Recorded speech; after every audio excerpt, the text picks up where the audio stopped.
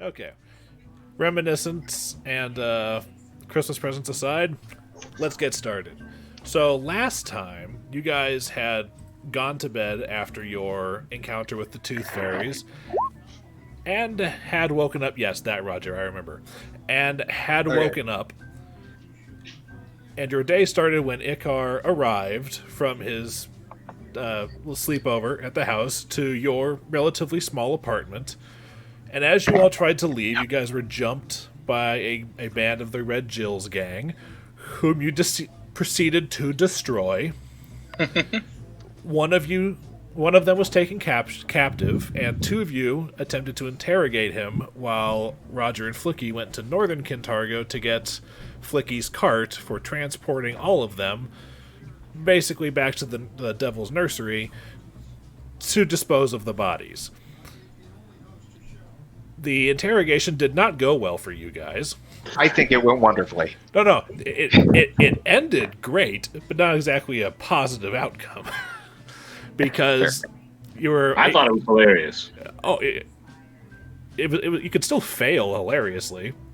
So, no, I just meant my character because I walked in as the head was getting Boarris squished. And I was like, oh, Jesus! Exactly. The small amount you got out of this particular gang member was that their boss is a woman who's incredibly intimidating and has a particular ire for humankind. So the Red Jills have a tendency to focus their attacks on humans in the city.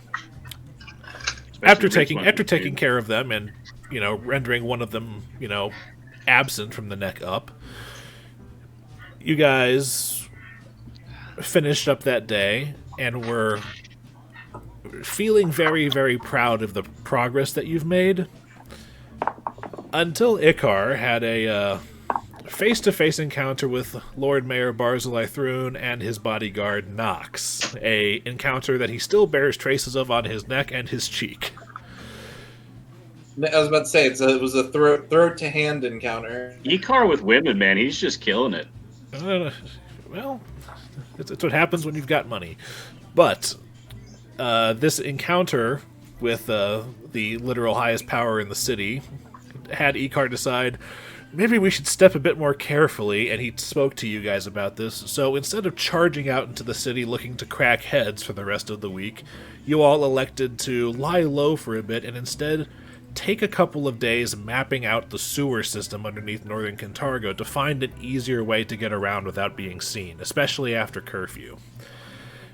And you guys were able to get through this entire week, all the way to your next rebellion phase, which we carried out, and we're going to pick up for the last 5 minutes of before that lovely little invasion event that I mentioned last time kicks in. Oh, shit, I forgot about that. Yeah. Yes. So, on the map of the Coffeehouse, I have you guys down in the Crow's Nest, having a meeting with Forvian and Morgar, because you guys had officially recruited them as a team now.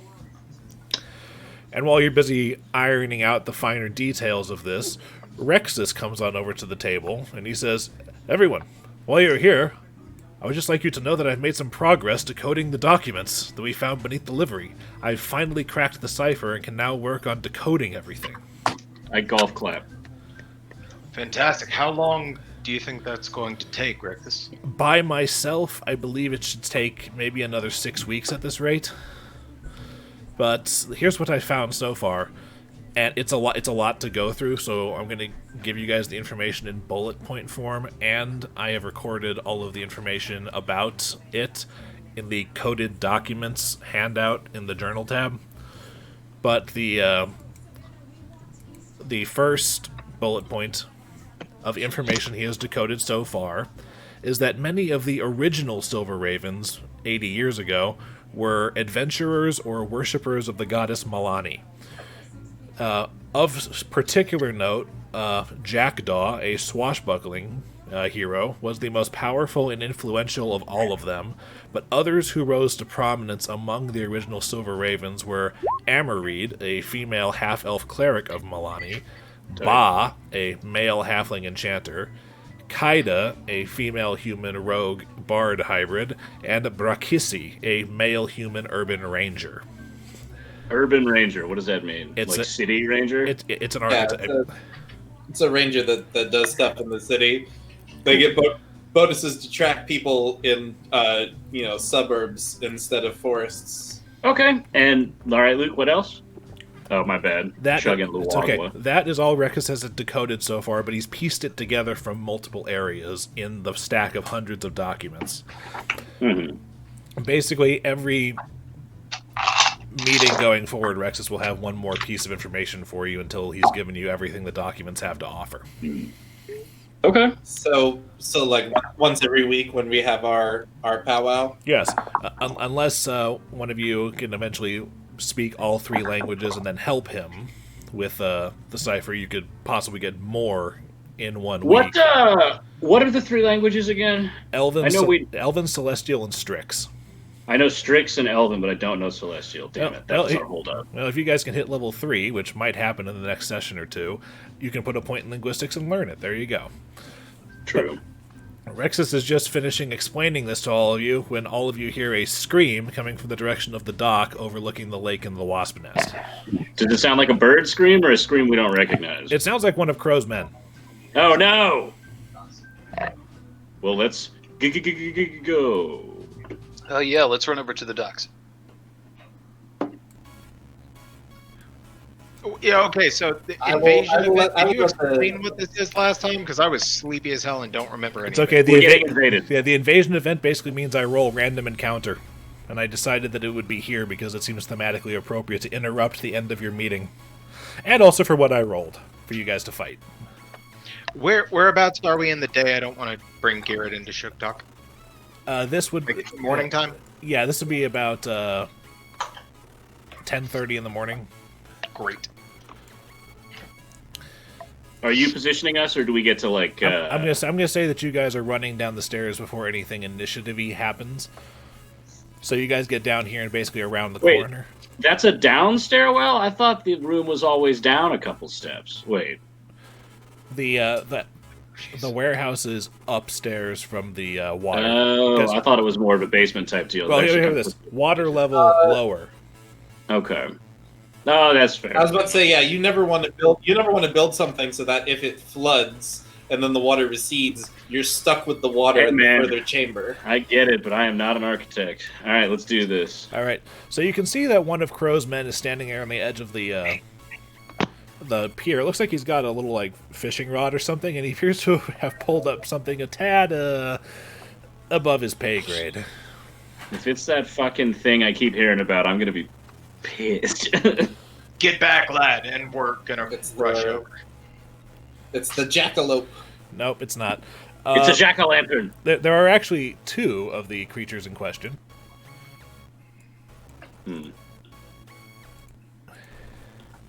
And, looking at them, blood-red spines run the length of this frightening creature, which resembles a lobster in the front and an eel in the back.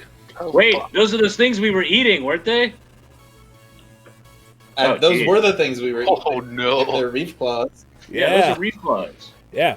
So, Oh shit! They want revenge. They want revenge. All right.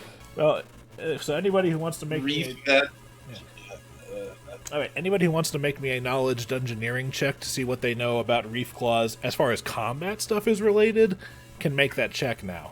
Does anybody have any bonuses? Or This knowledge. Dungeoneering. I in fact am dungeoneering trained. Natural 20! Can you make those knowledge checks untrained? Yes, because he's a skald. Bard shit. Oh baby. yeah. I know a little bit about everything. All right. You are aware that reef claws are slightly resistant to cold damage. Fuck! Their claws are poisonous if they hit you. Double fuck. And they have a tendency to just fight long past the point of anything. They're durable. They'll keep fighting long past what other creatures would have given up. Okay, cool. And this Does one, anybody else know that, or is this just me? well, Icar. What are you going to tell us? Yeah, Okay. Icar knows the cold thing. He does not know the poison thing. Is this a new day, or do I still only have one level 1 spell This left? is a new day. You Okay, had an cool. entire 4 days of mapping out the sewers. Oh, yeah! My bad, I forgot. My bad. I know we All right. talked about it. So now I'm going to. Here's your turn order, everybody. Okay, let me use my fancy new dice tower. And initiative. And then what's that? Plus 3? 7. Wow. Of course I wasted the fucking nat 20 on a knowledge check. Don't knock knowledge checks. You're aware that you're I'm gonna knock the knowledge check when it got me a goddamn 2 on initiative. Should have saved it. 5. I like this dice tower, Luke. It's nifty. It actually works. Merry Christmas. And a Happy New Year, everyone. Yeah, sure. Happy New Year. Brand new year. Nothing Same terrible old will shit. happen. Same shit, Can I different year. quickly just, before combat starts, yell after the guys like, watch out for the claws. Yes. Claws are ouchy. Will poison. Flickie, don't do your cold shit. Ain't gonna work on these. And we're gonna have to hit them a lot. And they're also like big old fucking shelled creatures, so they're gonna have some decent defense. Yes. I didn't have to roll for that one. And I will also remind you guys that the water here is only about 3 feet deep, so you can get in the water and wade around. It'll just be difficult terrain, so each square will cost double movement if you're swimming around in there. I nudge Tib'resh and go, "Ah, you got a penchant for sewers? Get in there." Here we go again. Aw, shit! Here we go again. Looks like Tib'resh is blasting off again.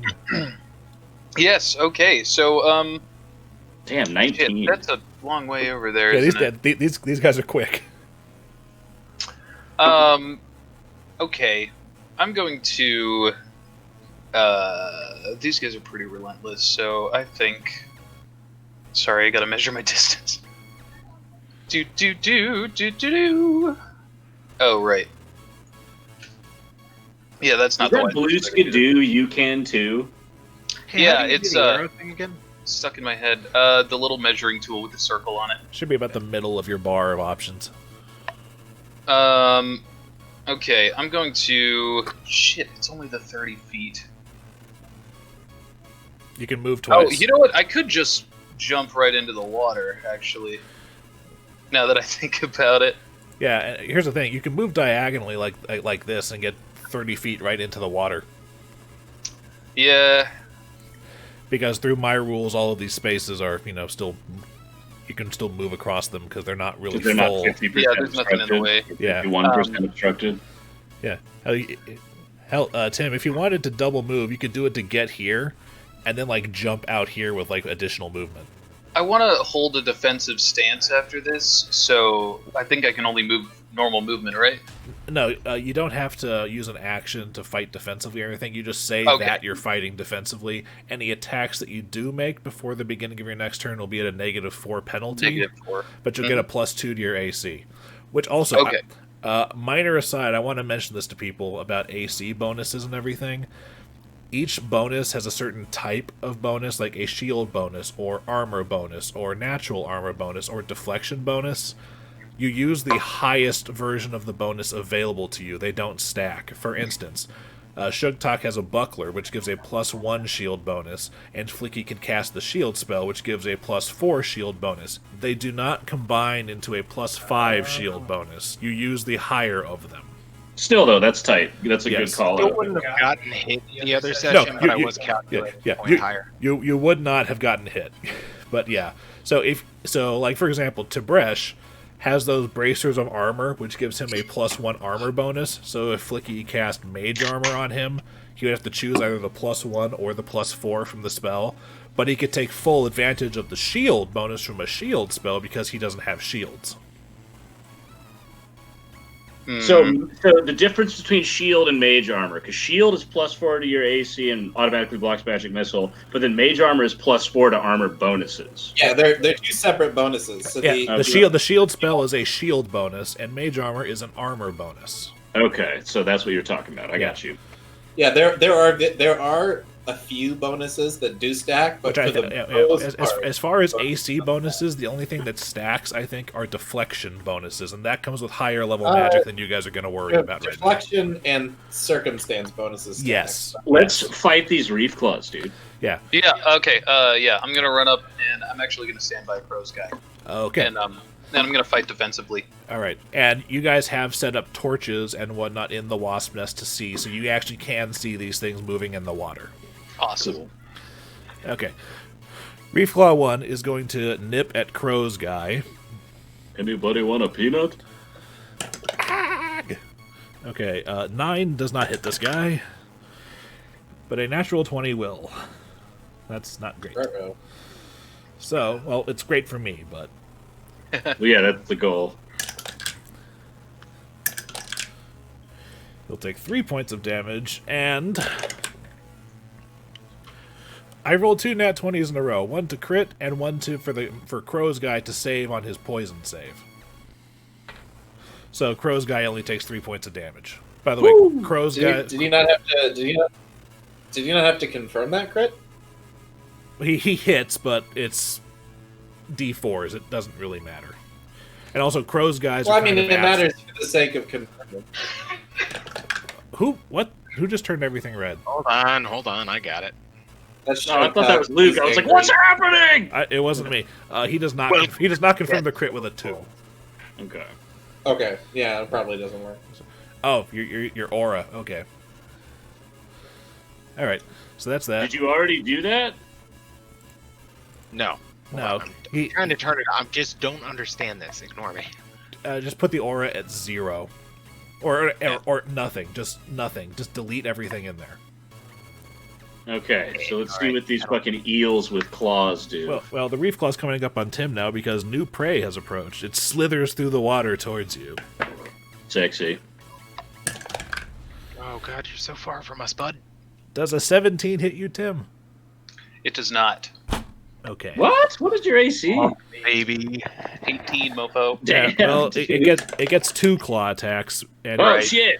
It's like my hawk, but worse. and it nat 20 is the second one, but rolls a 7 to confirm, so it only hits you. So I'm gonna need a Fortitude save from you while I roll damage. Yeah. Okay. Hey! Pretty good. Okay. All right, and now I'm going to. What's your CMD? 19. Damn, dude. I guess that's kind of your whole shtick, though. Ha! You said 19 CMD. Yes. Aha! It rolls a 19. It latches its claw onto you, and it stays there. Oh no. And you take an additional 3 points of damage as it constricts you. Boo. That's only the Guys, first a little one's help. turn.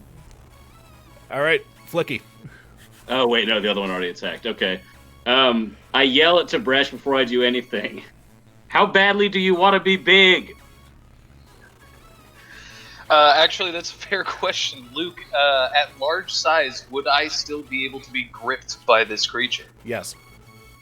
Fuck. He Even was if I like, change "At large size, He's just size!" gonna be like dangling. if I from your- change size while it's on me, will it need to do an additional save or anything? It's like hanging by his nipple. Well, on your turn, you can make an opposed grapple check to shake it off, and your strength will be higher, so it'll be easier. That's true. Here's the thing: reef claws are meant to grab things. They have a Yeah. racial bonus on it. Okay. Okay, well, here's what I'm going to do. All right. then. I say, all right, let's try it. All right, let's see. What is this? Fucking, how do I do the fucking thing? You just say that you're doing it. No, I'm trying to. There we go. I'm trying to figure Oh. this shit out. Right. Okay. Trying to range find. Yeah. Because, enlarged person. What's the range on that? Shit. Because it's not a touch Probably spell. close. Yeah, I think I have It's a probably range of 10 feet now. Because I'm level 2. Let me check. Well, I close, should close keep- is going to be... It's 25 plus 5 for every 2. So at this level, it would be a 30-foot range if it's a close range spell. Okay, yeah, let's see. Enlarged person. Oh, yeah, shit, I'm good. All right, let's do this. So I'm going to. God damn it. Yeah, I am enlarged going person's to- close range. Fucking Matrix You need to dive. get, like, While I spin through the air, and I'm going to go. I'm trying to go right here. Wait, let me see real quick. Sorry. Rangefinder. 30 is there. So then from there, that's exactly where I'm trying to go. That's the money spot. All right. So I matrix dive, and as I'm matrix diving, like spinning in the air, I shoot magic energy out of my fingers, like pew, pew, pew, pew, pew, like at Tim to enlarge person. All right. You have to say the spell, you know? I did. I said enlarge person. Well, no, I'm good enough to go, pa, pa, pa! I just said, do you want to be big? So, And I guess technically, since it's grappling you, it's hold on a second. It's in your square, so let me put a thing on it so I remember this. oh, I thought you were about to make him big. I was like, no! Nope. I'm not. No, not yet. And you push Gro's guy out of the way, which is good because he's basically just set dressing. He's not an actual combatant, so that couple points of damage he took probably isn't going to hurt much. I have Tim post up on top of the rubble, like right here.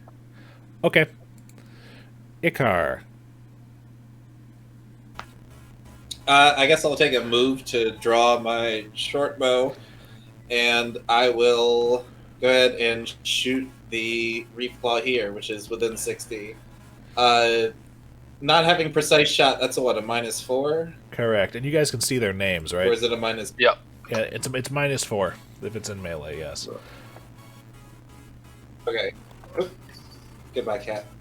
I'm gonna put the DM in the corner. All right, nope.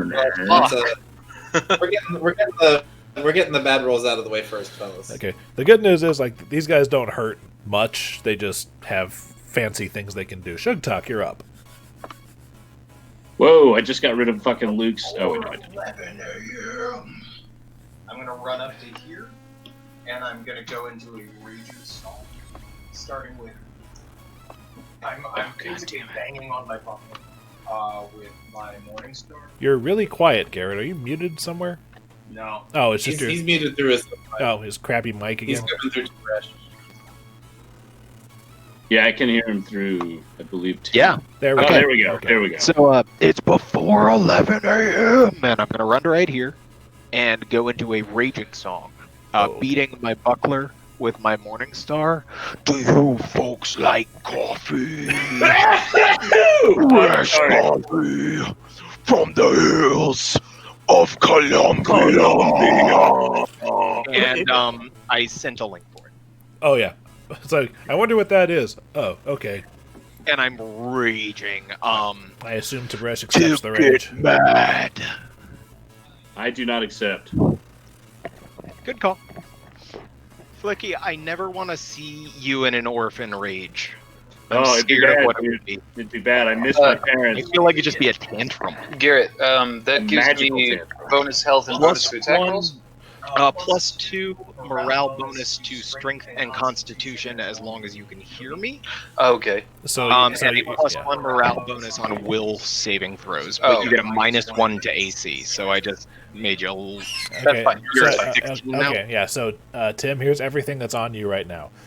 Your strength is increased by 4, which means that your melee attack rolls are increased by 1 to counteract the -1 from being big. So it's +2 from a strength, -1 from being big. So +1 on attack rolls, +2 on damage rolls, and a grand total of -2 to your AC.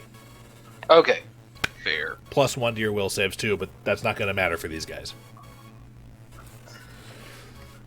Minus All right. 1 AC. Okay, cool. And that's I think that's all I got for right now. Okay. Because I can't get standard action to go boar. At the end of Sam, use your Tib'resh. Use your big hands to crush its slimy body. Crow's guy runs away. He was just trying to catch himself some breakfast. Tib'resh, you're up. All right. I'm going to. I'm just gonna smack this reef claw that's attached to me. Oh no, wait! I have to try and get out of. Should I get out of this grip first? Fuck. Yeah. I'm bigger now. Can I not hold it up and have an easier hit on it? You'd think. Well, it's flat-footed because it's grappling you, so its AC is technically lower. That's okay. Okay. Also, Hey, I will let you know, these things cannot be tripped. They don't have legs. Yeah, I thought grappling back won't do much. So I'm just gonna go ahead and. Can I still flurry of blows it even though I'm grappled? Absolutely. Sweet.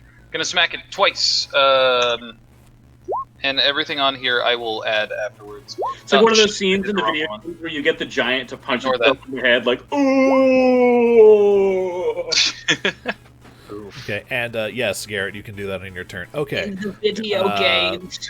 Your first attack hits, and your second attack hits. So that's a grand total of 9 damage to this thing. Yeah! Wait, that does not add the +2 to my damage or anything. So yeah, these are minus. These don't have my rage and giant. Okay, so that's a grand total of 13 damage then. Yeah, boy. Okay. Does a plus hit on the other one matter? What? No, it was a 6.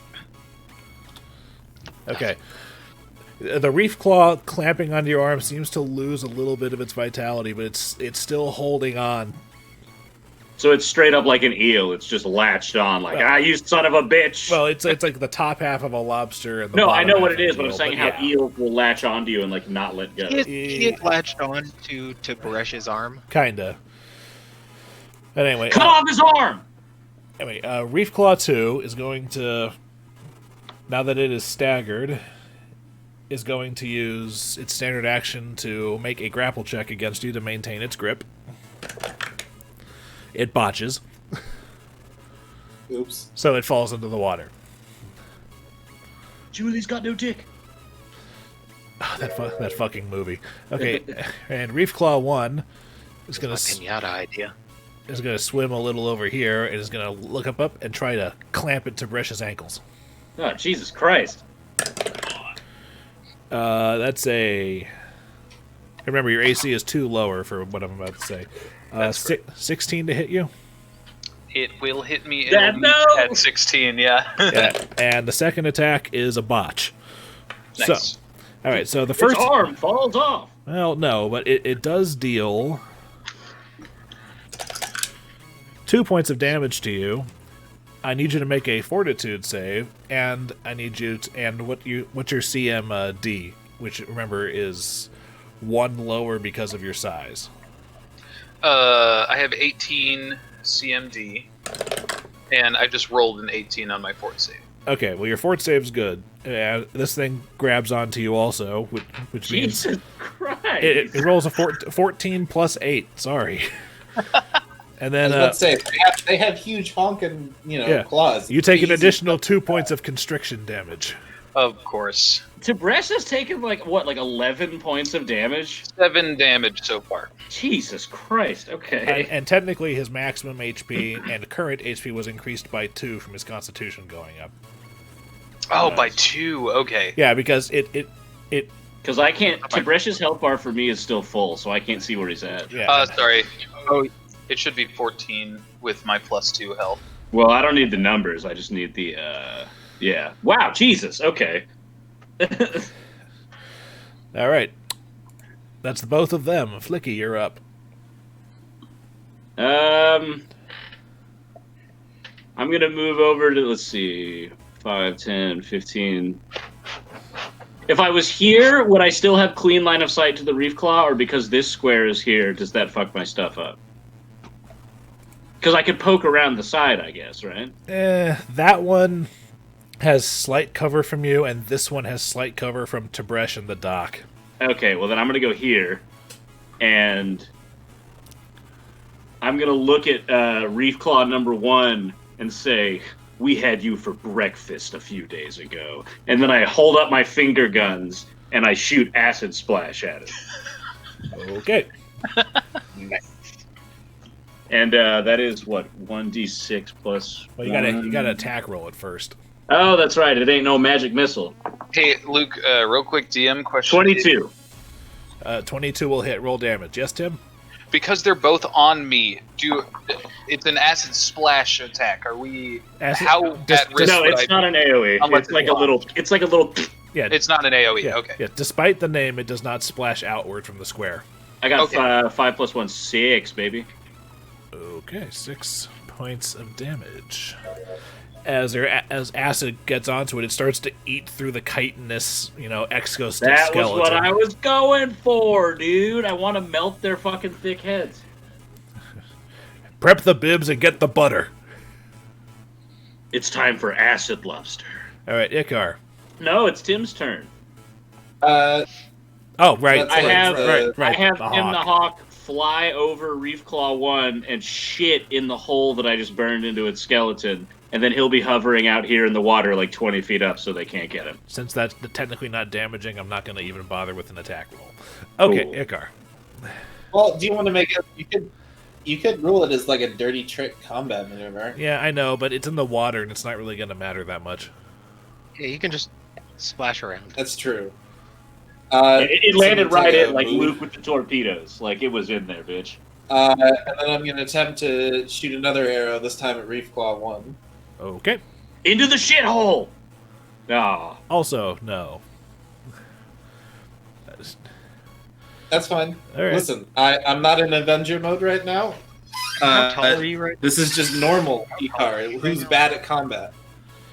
His worry about it. Garrett, his proportions are doubled, is what the spell says. So So whatever. he's like 14 So feet he's tall. normally 7 foot. He's like 14 feet tall right now. he's almost brushing up against the ceiling. He's kind of hunched over, like. Ugh. So I guess technically he's straddling the dock with his legs in the water to give himself 3 more feet of space. His massive dong is just like swinging around He's over straddling the the dock. dock in the water. Yeah, exactly. That's what I'm saying, Roger. Yeah. We made this joke last time there was a fight in here. Dude, well, it's I 'cause wanna you wear use that as a Tarzan vine and just swing under it. ah! To get off my cock! Flip over the fucker. Maybe someday. All right, Sugtok, your official turn now. If I were to issue a vocal thing, could Tim react to it? Depends. Tib'resh react to it? It depends. What's the vocal thing? Something like kneel. Yes. Tib'resh, kneel! And I'm going to run, and I'm going to try to run up his back like a ramp and do an acrobatics over him to be flanking Reef Claw number 2. Right. Flanking Reef there. Claw 2. Okay, I need you to make me. Excuse me. And. I guess that's probably just a tumble. Yeah, so this I would mean, be- he can move through Tibresh's squares. Yeah, so this is without this would be the consequence, tumble check to move through the Reef Claw space. Mechanically, but which is descriptively, we're going to do acrobatics. what you said. Yeah, so an acrobatics check. Please roll good. You You slip. you unfortunately provoke an attack of opportunity from the Reef Claw, or you would if it didn't seem so lethargic in its movements right now. So I got over him? Yeah. Hell yeah.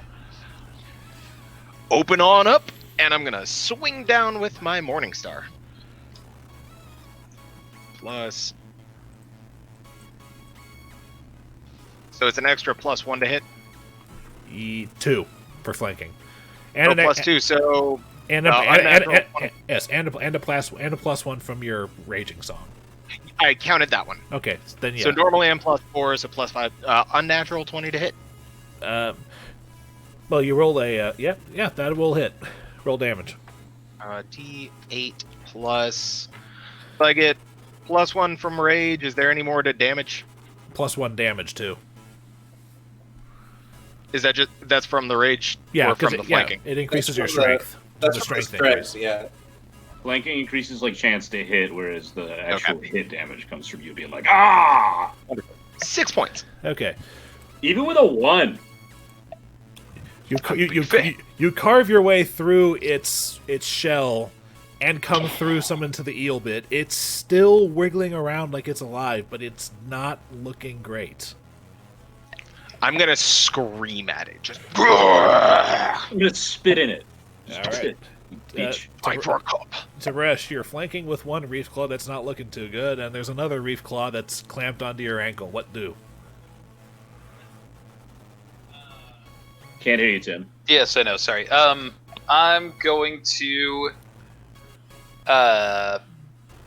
Shit. That one's almost dead. I'm gonna try and pry open the pincers of the reef claw on my ankle. All right, Number 1. All right, so you're making a opposed grapple check to break out.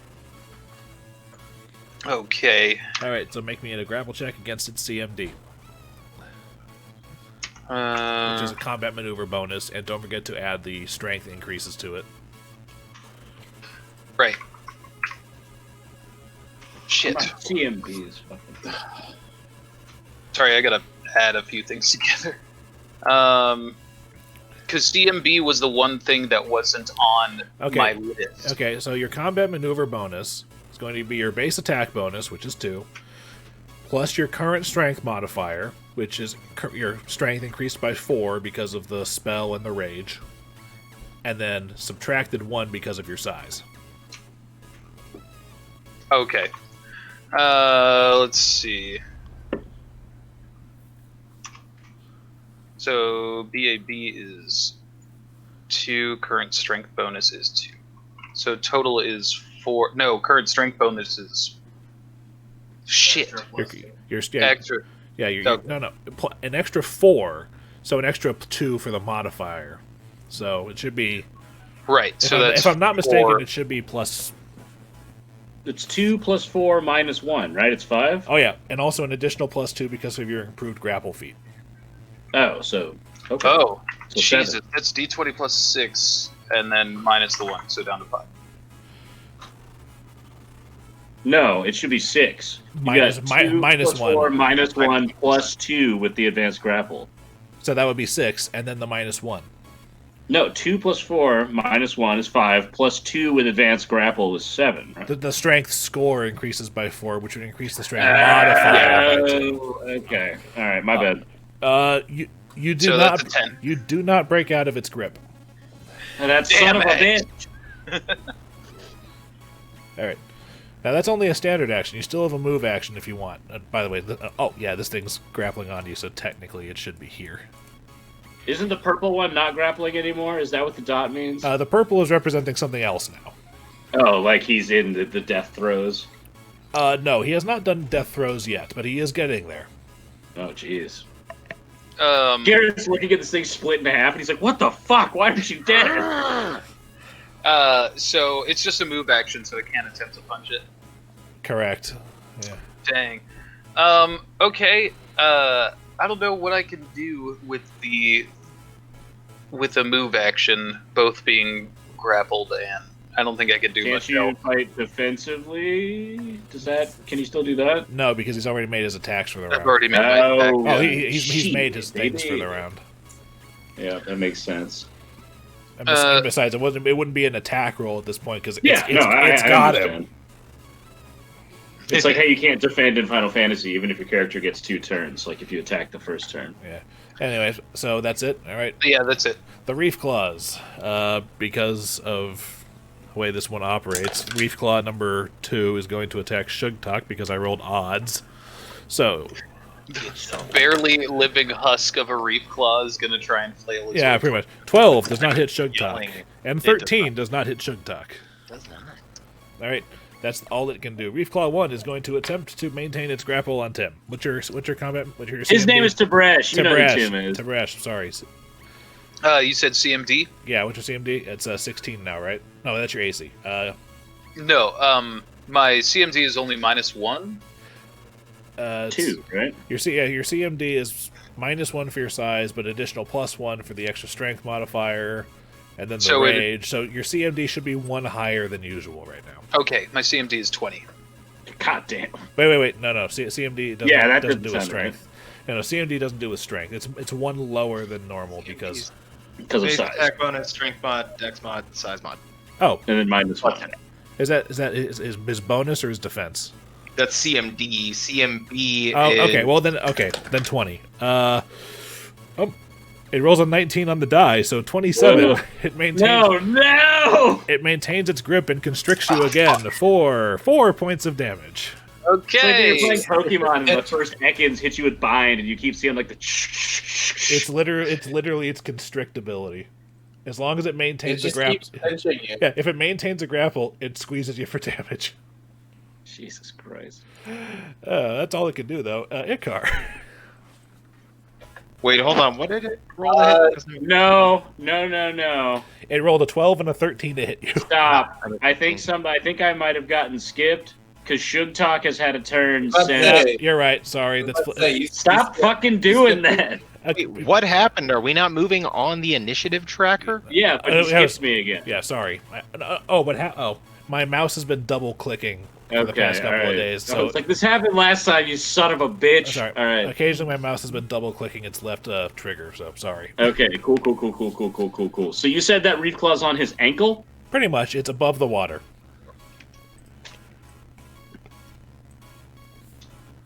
Okay. I am going to move to the edge of the dock, shout at Tib'resh to close his eyes with no warning, just say trust me, and then I cast Flare on the one on his ankle. Solar flare. Yeah, literally. I'm like, you son of a bitch! Because they live in the dark, so getting blasted with the light of the sun isn't good. Yeah, they do have dark vision. Attack roll gets me a 24. Is it an attack roll, or do they have to make a save? I have no fucking... One sec, let me see. You should. Did I hear him say close your eyes? Yes, you should. Well, I'm casting it forward. Does it go out in all directions? How about this? Let me find the spell, and I'll answer that for you myself. Well, I'm doing that as well. Flare. Burst of light, instantaneous. Yeah, they have to do a fortitude save. In front of a single creature, that creature is dazzled for a minute unless it makes a save. So, fort save, you said? All right, and what's the DC for your 0 level spells? The DC for my 0 level spells? It should just be 10 plus. It should be 15 because of your 10 plus your int mod. Yeah, I guess. All right. Nope. Yeah. Wait, no for who? He rolls a 6. Ah! Dazzled.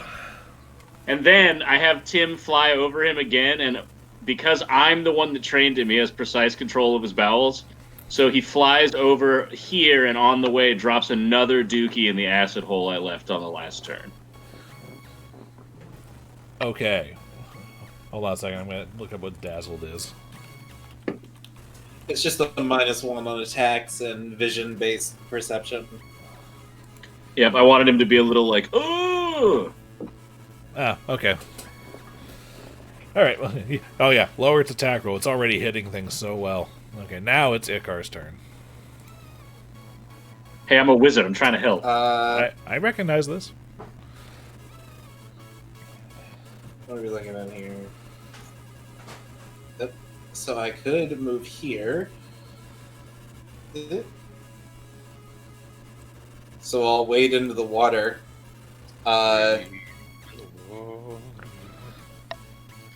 And Spiritual might not be the move right now. drawing my other weapons would be another move action. No, if you have at least if you have a base attack bonus of at least 1, you can draw your weapons as part of a movement action. Okay, but the problem is, I do have a base attack. Did we get a base attack bonus of 1 when we hit level 2? Yes. Hell Every yes. single one of you should have a base attack bonus of +1, except I Tib'resh, who has a I +2. holler at Sugtok and say, "Rich boy got in the pool." Okay, well then I will pull out my I'll pull out my dagger and I will stab it. Tebresh's ankle, to be specific. Do I count as flanking it if it's in the same You're square? not- I guess because he's threatening it. You're not flanking, but because he's grappling, he's flat-footed. So you win a little bit. So you'll be able to do your sneaky attack stuff, but you'll be going against a lower AC. Okay. Hey, there That we hits. go. And like I said, I shout Icar's name and I show him my elf tits. anyway, and he's behind you and focusing on something else. And He's in front of me. Sorry, you're behind him. I can. Don't worry. I can hear the L tits behind me. Anyway, They're clapping together. Since the thing's flat-footed, don't you get your your extra D4s on him? That is included. Oh, it is. Okay, well that's unfortunate. It's just the dagger. Well, 8 damage is still 8 damage, man. Yeah, that's true. So this one also seems to have most of the fight going out of it, but it is still maintaining its I grip. need a lightning spell, dude. Its grip on your giant half-orc companion. Sugtok. That's the way, lad. And I'm gonna swing again with my Morningstar. Okay. Hey. That will hit. Unk. Roll the 8 plus 5. 8 plus 5. Jesus fucking Christ. Unk. Ow. Yeah, that thing's got to be toast. Hold on a second. Let me see. I hit it for less than that and brought it into the sad range last turn, I thought. Yeah, yep. Okay. So, how does Death Frenzy work? It doesn't. Oh, no, it does. It Just does. nothing happened. No, it happens. Again, I roll randomly for every creature within range, so either the two of you or its friend is going to get hit by this. Oh, is it going to blow up? Or like go like, ah! Yeah, Death Frenzy. It's going to lash out wildly in its last moments. So, Jeez, sounds like Tim. 1 to 2 is Tim. 3 to The 4 Hawk.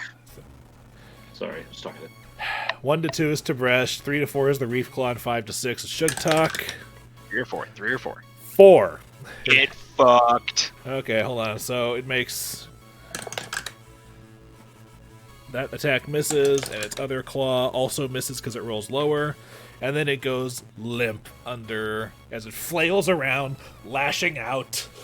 And then it just lays there and bellies up and starts to float on the surface of the water. I should also mention this thing's about 3.5 feet long. Oh, I thought they were bigger than that. Okay. No, they're about 3.5 feet long. Alright, so that one is officially Gonzo.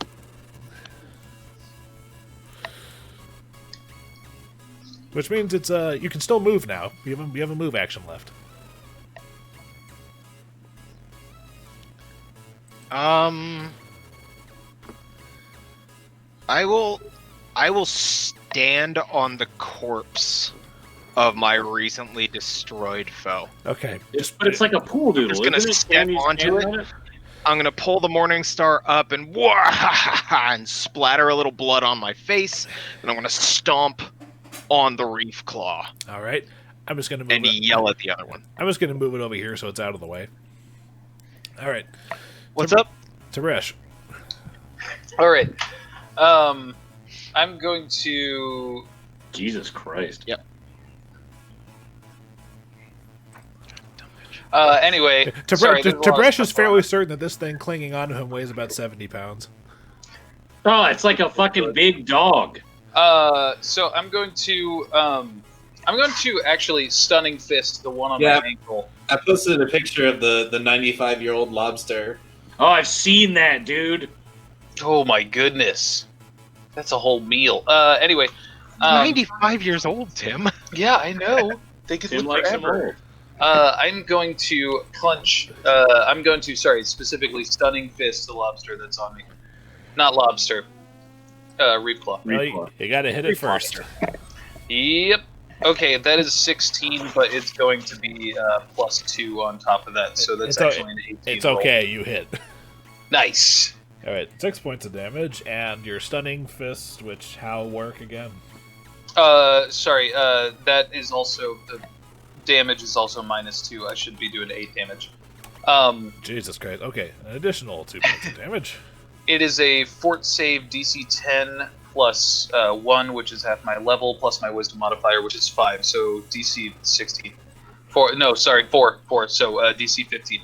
DC 15. Oh, DC I 15. hate to be that guy, but is he allowed to use that move because of my Raging Song? Yeah. I would think so. Yeah. Yeah. It's not like a It's not like a wisdom ability. It's not like a just skill wisdom check, yeah. subset. Yeah, it's not like he Tim has is a to- monk. It's not He like can yeah, control yes, the yes. rage. As a monk, it's not like it's a Zen state Yeah. thing to do stunning strike. But other things in the future might, like if he's trying to meditate for a monk ability, it won't work like that. But first, you said what save does he have to make? It's DC 15 total. 10 plus half my level plus wisdom modifier. Fort I'm pretty sure save. it's a Okay. fort save. Yeah, fort save. Fort save, yes. He rolls a 7. Good. So That means he can't hold on to me. I don't know if he lets go immediately or just can't make his grapple again.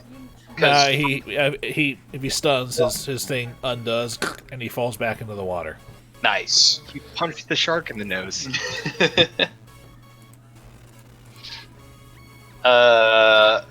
Dead Damn. or just stunned? Stunned but still alive.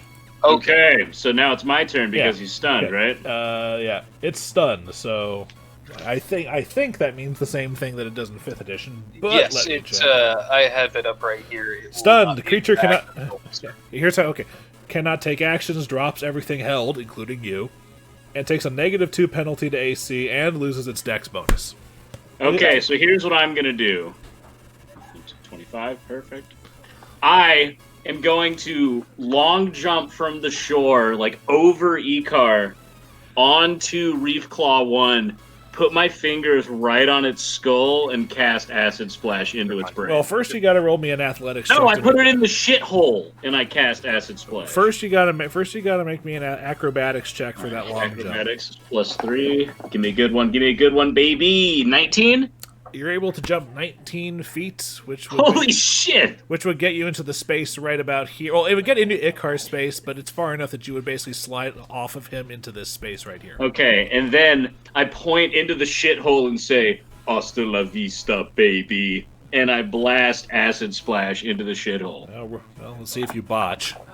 I do not, motherfucker. I get a 28. No, 26. No, 24. It's +5. I was thinking of different scores. How is it +5? My intelligence. No, that's 5th edition. Oh, that's right. Okay. This would be your base attack plus your This would be dexterity. Base attack 1 plus. Oh, so +4. 23. Yes. Fuck yeah. Yeah, they're just playing around. 1d6 plus 1. Oh, what this shit, man. Fucking my bad. Sorry. 1d6 plus 1. 4. No, that is a 4. 5. That is exactly how much you needed. It would have gone into a death spasm if it wasn't stunned. Nice job. Good job, Tib. Yeah. Hey, Alright. that one didn't flail.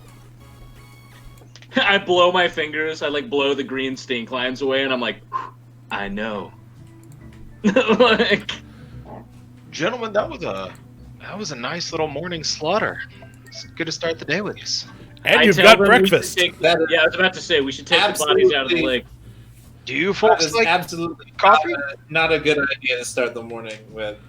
Can I put forward a motion to maybe search the rest of this water to make sure there aren't any more reef claws just hanging out? You can not I only agree with him. forward- I have to take a speed shit real quick, but I agree with Roger. I So- really need to heal up. That was a lot. Oh, come here, bud. And I'm gonna rub on his thighs and just.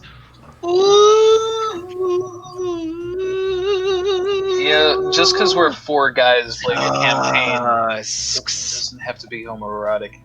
Tusk Bros. 4 dudes chilling in the sewer, 5 feet About apart the because eight they're not gay. Boarris, is this supposed to do anything? Or Hold on, I'm getting there. Just keep. Ooh. I. do you have to sing during your spells, or It's scald magic. Yes. I Singing is think a they all have word if I don't sing. verbal components, so literally They do. yes. Yes, every spell on his list has a verbal component. That's how bardic and scald magic works. I have to sing to make magic. All right, found it. Sorry. It should be d8 plus 2. +2. Beautiful. 6 points. 6 points straight to the thighs. And you can actually, Hey, well, and Tib'resh, you can actually feel like the venom kind of coursing through your veins, but you can also feel your system just kind of saying, fuck this shit, get it out of here. all right. So you want to search the water? I'll need perception checks from everybody who's doing that.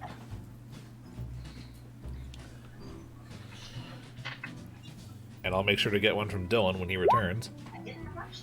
Heck, incredible. So I'll you take said the north. perception? I rolled higher than a. All right, I've rolled higher than a 10 once Ooh, tonight. 23. We're off to a great start, fellas. Okay.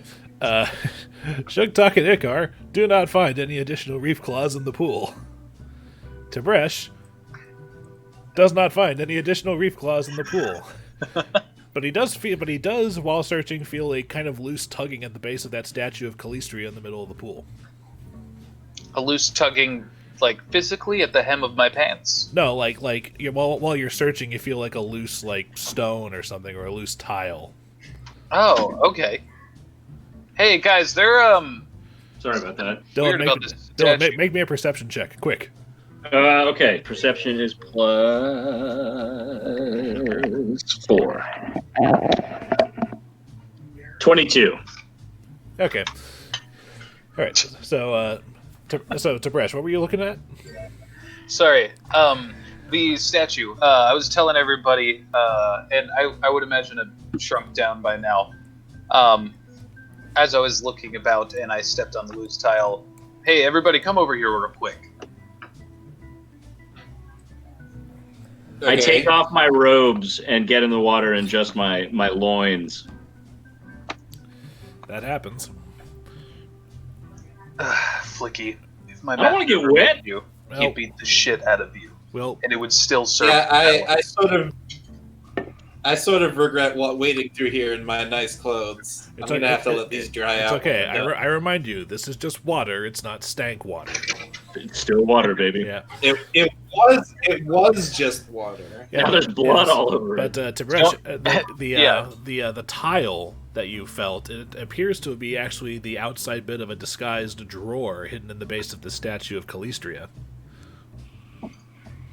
Hey, guys, check this out. I'm gonna pull out the drawer nub that I found. All right. As you pull out the drawer, a couple of things float to the surface. It's not that difficult to recognize them as scrolls of some sort, but they're ancient and waterlogged, and as soon as any one of you touches it, it basically kind of turns to pulp in your hands. But, Shit. But remaining in the drawer, there's a glint of something shiny. I'm gonna pick up the shiny thing and curse the fact that I've ruined several important documents. Well, but based on your thing, that this drawer's water tightness was ruined years ago. oh, okay.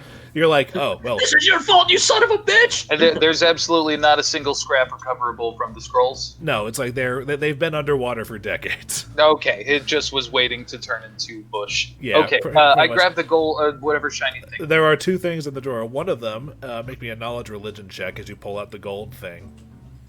Okay. Oh, I'm skilled in that, but not trained in it. Dumb. I am not trained in knowledge religion. I am trained and skilled in it. I say to Bresh, toss me what you just pulled out. I think I You don't know recognize how it. important it is. I just pulled it out. What do I know about it? Ooh, it's shiny. Hey, you guys know what this is? Oh, you know it's gold, but that's about it. I show it off to my friends and also look at the second object. You said? The second object appears to be a finely made whip. Whoa. To Bresh, toss me that shiny I guess gold thing real quick. That kind of checks, right?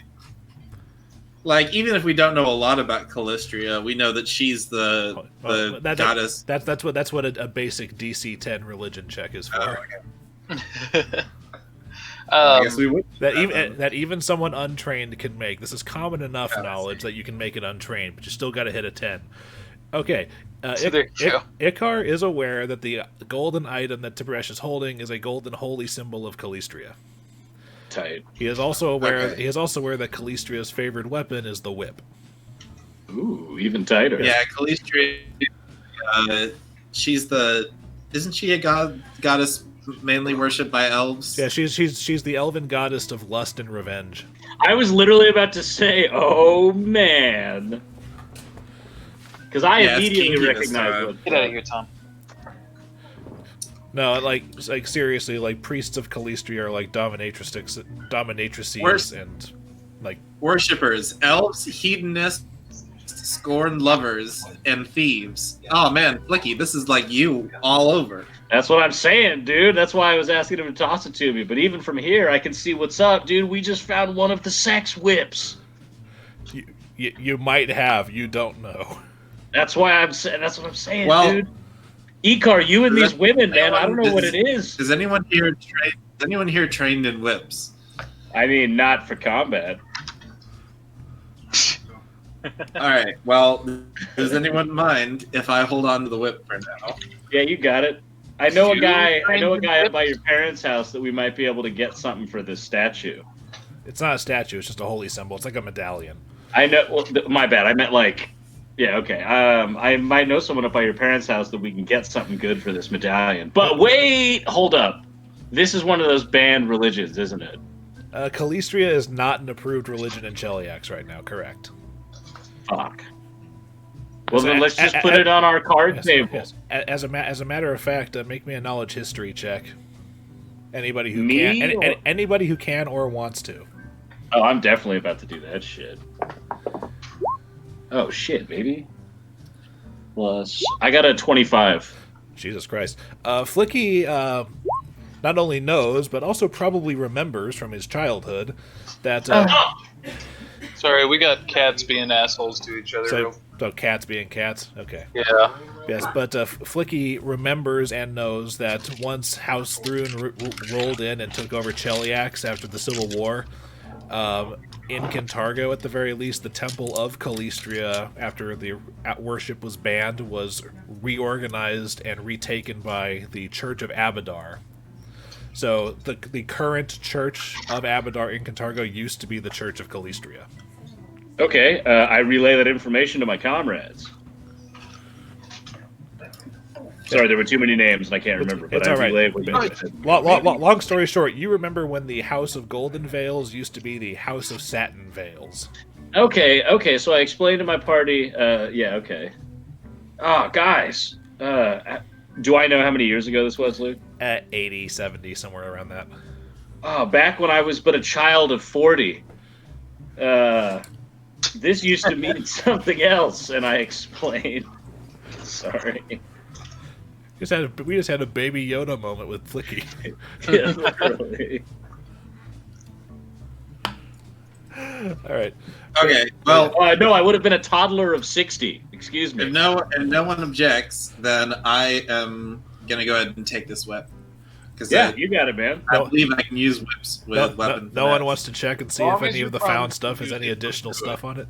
Well, no, that's what I'm saying. I'm going to use... I was going to ask if I could use... I have a plus 11 for Identify on Spellcraft. Can I check to see if this medallion is by any chance magical? Roll spellcraft. Don't you have detect magic? Can't you just? Oh yeah, but see if it's I'm magical? getting a vibe. What is that? A 17? 28. You are convinced the medallion is not magical. I put it on my neck, but under my clothes. Excuse me, under my clothes. It's heavy. It's gold. Wait, I don't have any clothes. I just put it on my neck. Then I go, Surprisingly, it fits on him surprisingly well, more than it should. Probably because he's an elf. It's like thematically appropriate. Cool. All right, I put it on, and I guess Tib'resh has the whip, right? Or did he already give it to Icar? That's up to Tib'resh. I'll take it if he's willing to give it to me. Yeah, absolutely. I have no need for this whip. Do you want it, friend? Sure, I'll hold on to it. Yeah. All right. Here's the whip. Don't even worry about it. It's just a whip. I don't use whips. It's fine. I go for Sorry. a high five with Tib'resh. Without land? looking at Flickie, I high five him over my shoulder. Cool. I tell him as soon as that happens, I'm touching my balls with my other hand. God damn it. Okay. God damn it. I walk away. Yeah, I'll be right back. I'm at Blood in his Piss. I'm going to talk to Lauren for a sec, figure out if that visit. Okay. I will be right back. Oh shit. He's been a bit of a difficult cat recently. He's been being a lot recently. Oh, I thought Garrett said he had blood in his No, pants. no, I was no, like, Garrett's that's your the computer. How did you find that out? Or if he found out earlier, why did he wait till now to tell us? Okay. Tom. As I hold this whip, is there anything like fancy about it?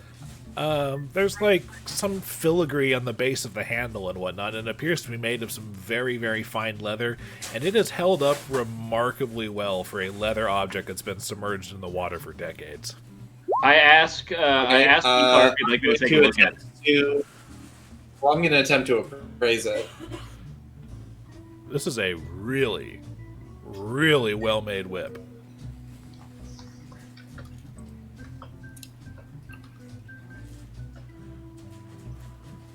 I'm gonna actually, now that my frustration at Flickie has boiled down, are there any other drawers or weird tiles around the base of this thing?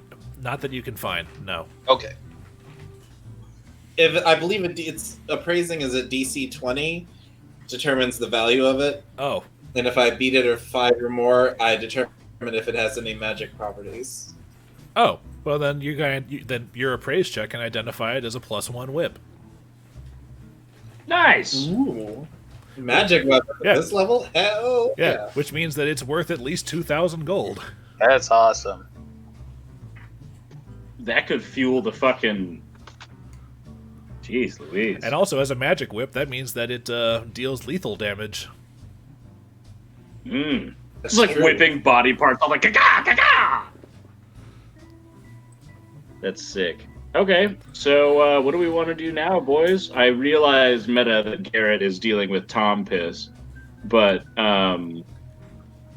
what are we... did we agree on taking the reef claws and cooking them for everybody?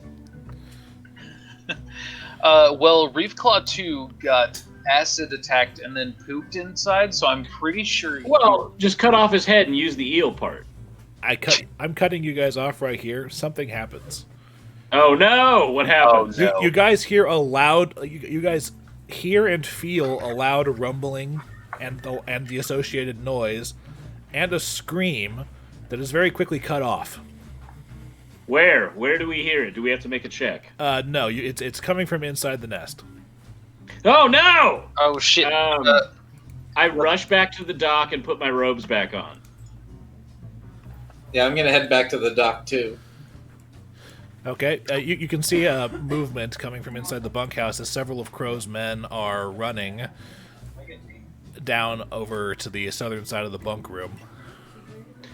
Oh, what the fuck are those? Jave, he's fucking sick. I'm gonna run up and assess the situation.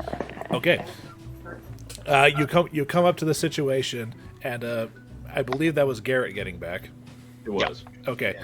Garrett, everybody has just heard basically a cave-in and a scream that was cut off. Oh, I didn't know there was a cave-in. You just said scream. I said a rumbling, and you felt the rumbling too. Because after Tib'resh comes over here, he can very obviously see that one of Crow's men has fallen victim to what appears to be a cave-in. Is he like super dead, or...? He's crushed. Oh, Jesus. Which also has the unfortunate aspect of disabling the team until that's fixed. Fuck. Hey, okay, someone...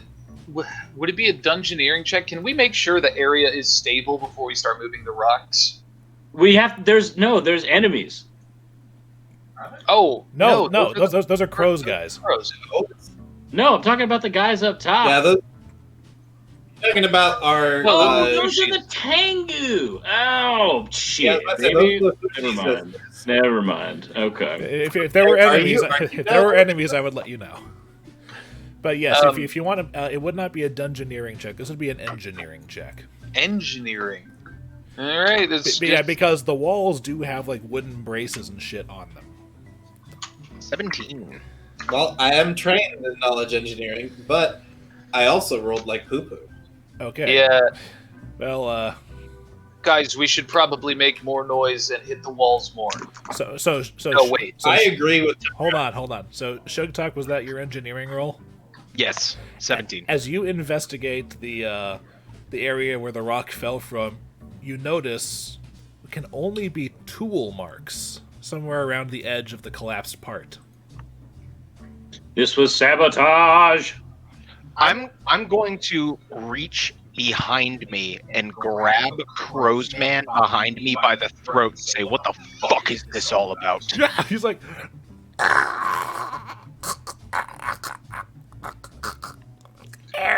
set him on the ground, slightly loosen my grip, but my hand is still around his throat, and say, "Tool marks. Your boy's crushed. Explain." I don't know. We were cleaning up from breakfast and on the other side of the room, Ted was coming from the piss, and then he screamed and we came over. I remind you guys that this small room over here is one of the lavatories. I'm gonna This one? throw him back a little bit, just release and push him a little, and I'm gonna go over and investigate Crow's Man to see if he's got anything on him. Before that happens, I'm gonna say, hey, Boarris, that is absolutely out of line. These guys have done nothing to make us distrust them, and we need to make sure they're okay before we go accusing anyone. And in answer to Yeah, your well, just question, because Roger, your eyes yes. aren't as good as mine, you don't see the tool marks. Somebody caused this, Tib'resh. Well, then we find out what's... Does an 11 cents motive tell me whether or not the Crow is being inherently dishonest? This man seems as surprised as the rest of you about this. Okay, what's that for? Sense motive. Sense motive? Because I would have also wanted to try to go read him. You believe that he's as surprised as the rest of you. Okay, I cast Enlarge Person on Sugtok. Or not Sugtok. No, What? yes, Sugtok. Why? I cast because I want you to get all these goddamn boulders off this man. Do you need to do enlarge person for that? Okay, what's the crash radius? Do Like, you what are need we to talking about? cast Do you guys see like the little scribble I've made? Yeah, it's a little pile of rock. Okay. Yeah. Well, then instead of casting that, I suggest that while you guys are arguing about morals, I come down here and start frantically trying to scrape boulders off of our new friend. All right.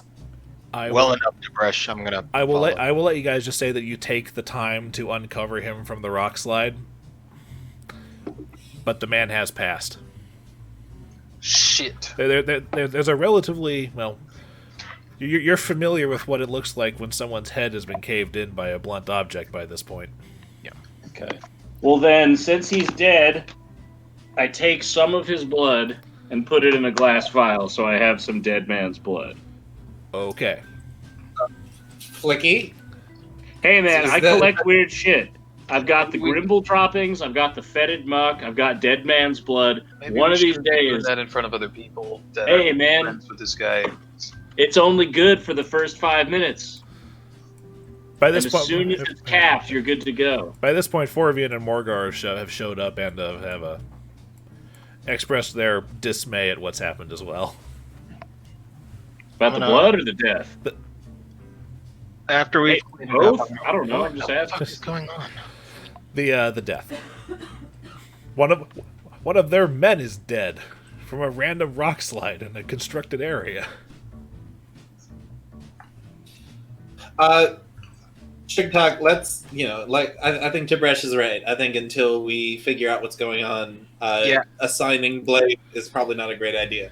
I'm trying to move my character up, but my screen's fucking up. I was trying to move up to this guy finally. Every time I move my character, my screen resets and it moves me like 8 spaces south. I'm gonna wander up to this guy and say sorry. He's like, Tensions run a little high. I understand, but I promise none of us did it. Well enough. And I'm glad to have you on. I'm gonna grab him kind of behind the head in a brotherly way and like, I'm glad to have you here. He tenses up for the first couple seconds, but then you can kind of feel him relax as he starts to understand and realize that you're not about to headbutt him into oblivion. I'm gonna give him a wry grin. Okay. Does he smile back at all? Yeah, a little bit. Not enough to hurt him, just enough to you knew it was coming.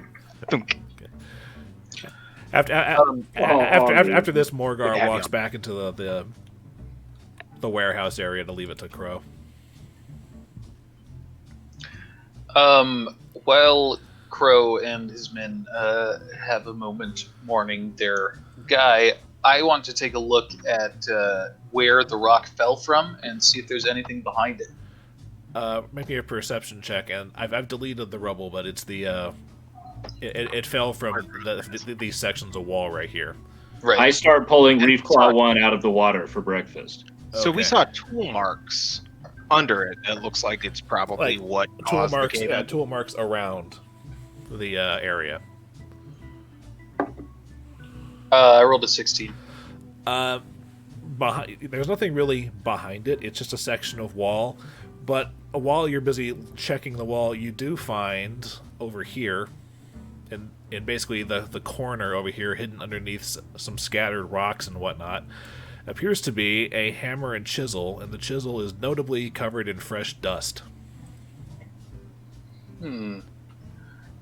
Guys, it looks like this was it looks like you said fresh dust, as though it. If you pick it up and just like brush it. Yeah. Like recent stone dust from use. Yeah. Fellas, it looks like there was definitely something carved out here. I wonder who did Can that. we get everyone down here together? Look at their hands. If you want to, but I'm sure you can arrange that. Gentlemen, do you think it would bear any fruit? Sure, but it sure seems elaborate to do from within. It's almost like someone was trying to help but might have fucked up. While they're figuring that out, I wonder, do I need a strength check to pull this body out of the water? It's only 70 pounds. You're fine. Okay, cool. Okay, Morgar.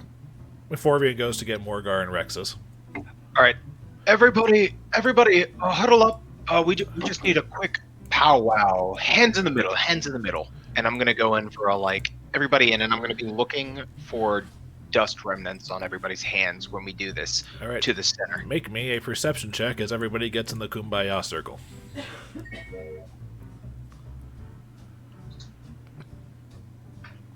Nice. All right. As Sugtok goes around checking everybody's hands, or claws in some people's cases, you do not find any stone dust that wasn't part of people picking stones up and moving them from the crushed man. Excellent. All right, team. We've had some terrible stuff happen today, and we really need to get to the bottom of it and stay together, stay safe. So, Ravens on 3. 1, 2, 3. Ravens. And then from the other room, I'm like, Ravens!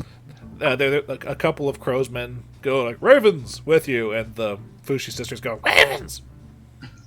I'm gonna give the one I choked at earlier a wink and just like, thanks, bud. He's like, eh. And then I'm gonna. That was all back to business, guys, and I'm gonna kind of call our people in together. Wasn't one of ours, for sure. At this point, I've at least lugged the body, over to the stairs, right? Where's the fire pit here? It's not specifically on this map anywhere, but there is a galley area in the bunkhouse. Okay, so then I'm definitely dragging the body down the stairs at this point. Okay. Rexus goes back to his little office space. I kind of want to talk to Crow real quick. Yeah, Forby. Yeah, he and Morgar are busy dealing with their fallen man, but he takes a moment. Yep. Crow, I'm so sorry about your lost man. Accidents happen. Yeah. And death is part of a mercenary's life.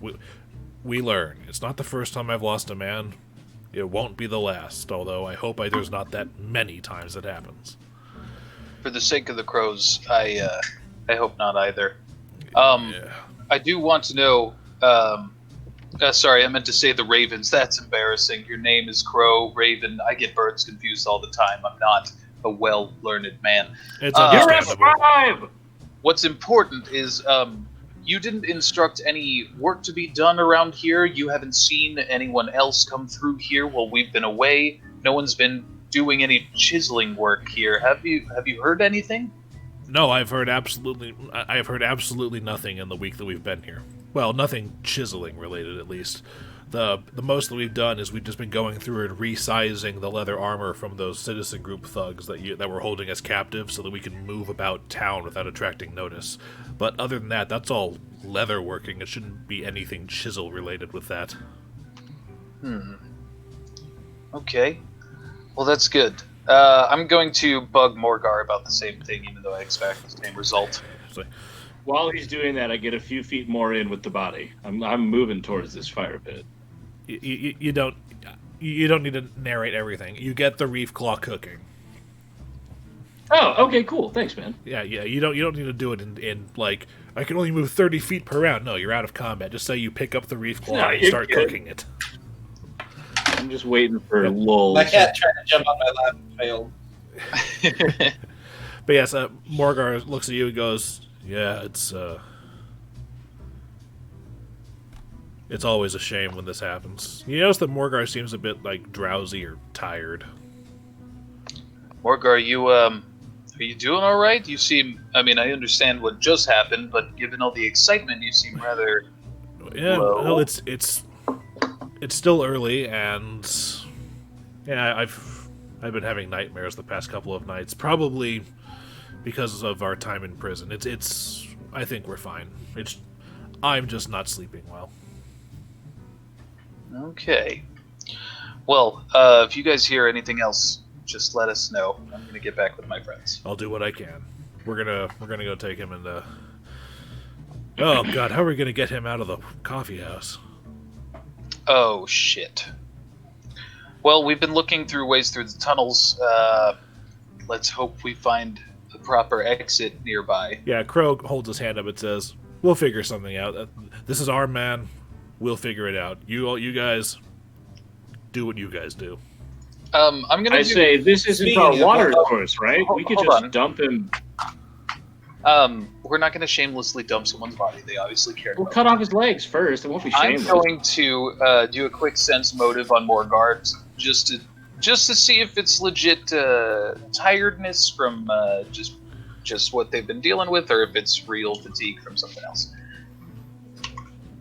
I don't get any bonuses to that, do I? Oh no, I totally do. Nice.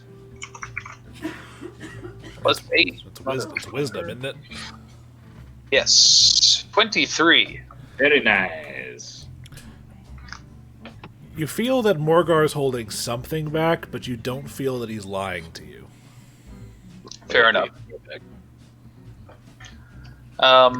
Okay, well, fellas, I wasn't able to find anything out. It doesn't sound like anyone's been doing any work down here recently. No one noticed any chiseling noises. I don't know what could have caused this, but Morgar seems to be dealing with some stuff right now. We might want to talk with him later. Then I hate to be a bit of a buzzkill, but we have our own issues we're attempting to deal with, namely mapping these tunnels and pursuing our next relevant lead. Fair I enough. think an exit or an easy escape route back here at night has to be top priority, but there's much we should be doing. Well, the good news is the last thing you remember is that Tib'resh did find an outflow from the sewers into the underdocks of the harbor. It was barred off, so it's not exactly like you could get a boat through it, but someone theoretically could squeeze through. But you got to find out where it connects to your mapped area of the sewers at this point.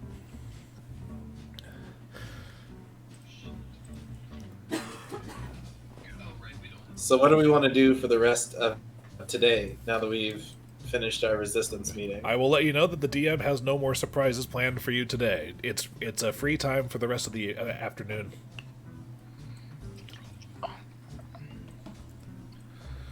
I'll put you guys back on Well, the then control map now. I'd like to continue pursuing the thing that I was talking with you about, Luke, because I think I've already rolled for it Yeah. at the end of last session. You were looking for blueprints of the Alabaster Academy. And you were able to acquire some, wasn't it?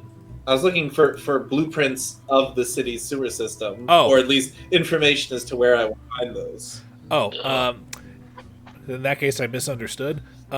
You know where you would find information on the city's sewer system, but that's all currently under the lock and key of the Dotari and the Hell Knight Order of the Rack. Nice. Okay, Most so of that would be held in Castle buddy. Cantargo. there's not like an architectural diagram that might be somewhere that is less secure. Not that, maybe not something that, that's yes, not that you were able to become aware of with the rolls you made. Okay, I understand. Yes, and like I said, between sessions, I cleaned up my little outline of the areas you've mapped so far. It's the light blue area in the Villager district. And we know that X is a possible exit. That's the outflow from the sewers that Tib'resh found. Wait, no, okay.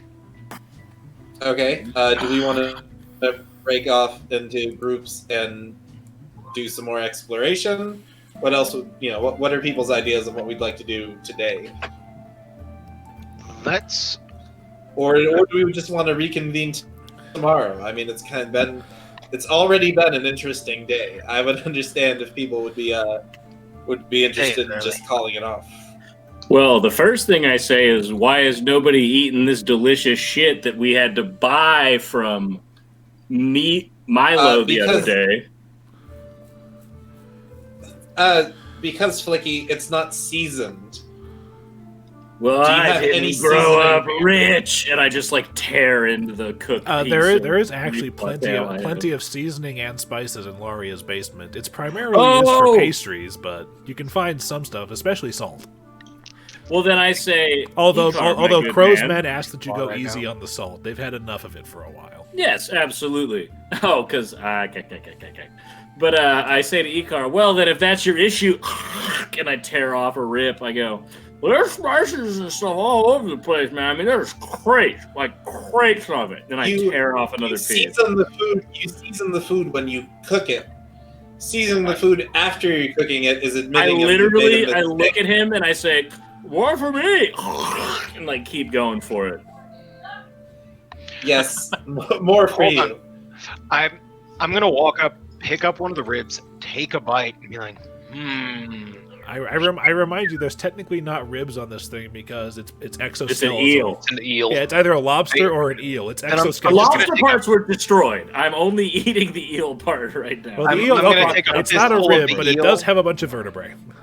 chomp at it, and It tastes like an eel. There's just a lot of it. I'm gonna whistle and prestidigitation it to just enhance the flavor to make it super well seasoned and I look at Icar. him and I give him snap finger guns and I do the exact same thing. Icar, this is the most flavorful meal I have ever eaten. Yeah, because you can You are prestidigitate right. up It to is a 1 perfectly square seasoned, I foot assure you. area worth of food. So if you want to combine the eel, squish it together into a 1 foot square cube, you could season the whole thing with a prestidigitation spell. For an hour.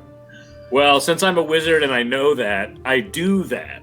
Okay. After he prestidigitates his little teeny I've bit got, like a so there's noob. one little piece in there that's double flavored. Oh, shit. One of To get these, it- the the food ramen wars packet with moment 2 that times he the gets salt. that piece. Okay, I'm gonna take a bit of eel to go, and I wanna explore south. Can I get it to go box? It's just a fistful of eel lie. And I'm gonna try and explore. I want to explore south. Since I know where the exit is, I'm gonna head south from where our furthest part of the sewer map is, and keep going south and tell the boys as I leave. And You I guys send think him with him. Oh, I appreciate that. Okay. Hey, man, he seems to like you. Yeah, well, going through the sewer, I'm going to need that survival check to see how much of the sewers you map. Right. I want to be kind of busking for the Oh, rest sweet. of the I day. do have. Okay, and then I'm going to Boys, have... I'm going to get a little more in touch with the musician. Okay. And Sugtok, that means A, make me a perform string instruments check, which I assume is the perform check you have because loot. Fuck. Yeah, Okay. 3. I've got +4 on oratory and percussion, and then +3 on singing, strings, and wind. Okay, cool. So you do that, and I'm going to deal with Tibresh's roll right now. Okay. Critical fail while exploring the sewer. Sugtok, you gain 2 gold and 3 silver for busking with that check. Nice. Oh yeah. And I'll be back to you in a second because something else happens. But first, Tib'resh. Also, don't forget me after you do it to Tib'resh. Of course. All right. So the botch you have on your survival check is fortunately a skill check, so you can't technically botch it. Right. However, You are killed by monsters in a flurry of darkness. no, Like- but you find a way south, but then you get turned around, and most of your stuff tends in a eastern direction. Dang it. Basically, you go. He you knows take- where my house is, though, right? Because we're like up here somewhere, right? There's places around, but yeah, that small orange area is the only thing that you are we're allowed up to here. are able to map out today. Because you take a left instead of a right, and then that one has a bunch of other branching paths, and you lose your way back and can't find that right turn again.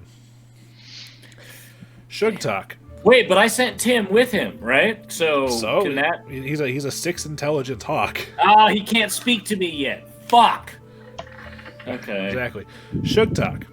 While you were busking, a street urchin comes up to you and offers you what appears to be a bouquet of fine roses.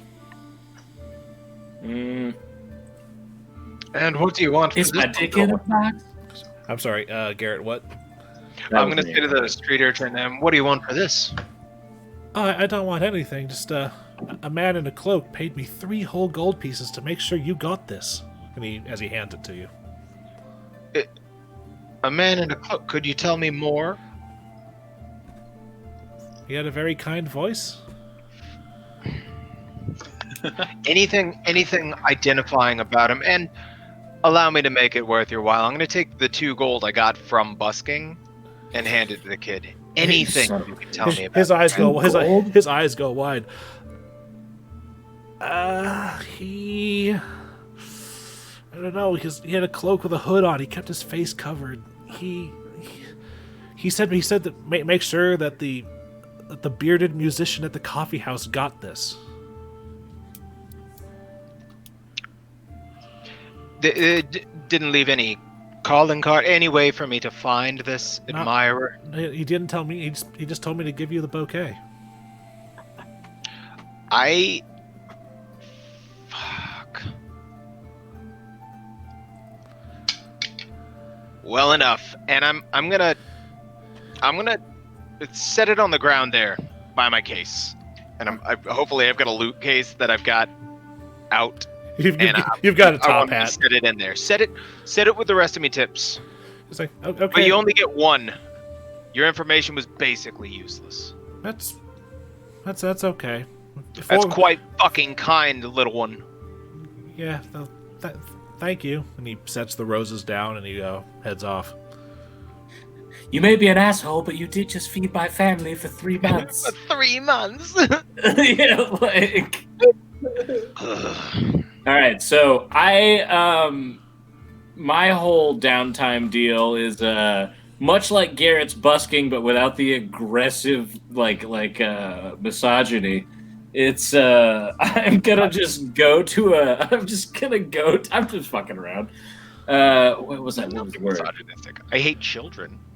Oh, that's right, childrodronistic. All right, I go to a nearby park. And I do like a fireworks show type deal with dancing lights. I just do some wizard shit. Well, I'm just trying to be like, fortunately, "Ooh, Villiger Park ah!" Villiger Park is right out the front door. Exactly. That's why I went there, because I was like, I won't get wet. It's not a far walk. Like, let's make it happen. So I do a fireworks show. Do I have to roll something? I'm just doing it to earn gold, straight up. Like, I'm busking with magic. I guess a basic perform check, but I don't know if you have much in that. And Garrett, yes, you can. And you don't even need a roll for it. I'll get to you in a second. I rolled a 15, but I don't have a bonus. Apparently that doesn't work the way I thought it Okay. did. You attract some attention, but only a couple people deign to give you some coins for it. You only get about 3 silver and 2 copper. Fuck! I resolved to never tell Sugtok about this. Okay. Sugtok, as you investigate the bouquet of roses... I walk back to the plate. Sugtok, as you investigate the bouquet of roses, underneath the wrap part that the kid was using to carry it, nestled into like the thorns and the stems and everything, there is a folded piece of paper. Excellent. I'm going to palm the paper Okay. to make sure that if anybody is still watching me, they don't see this coming out of the roses. Okay. Palm that, and then I'm going to find whoever the finest woman on the way back to the coffee house is? The Or you missed? The finest. Oh, Jesus Christ. Do I have to roll for hottie check? No, you don't have to roll for hottie check. You're basically next door to a girls' school. Oh, that makes it creepy. I'm just gonna throw him at the front door of the girls' school and get the fuck out of there. Don't fuck with kids. That's even better.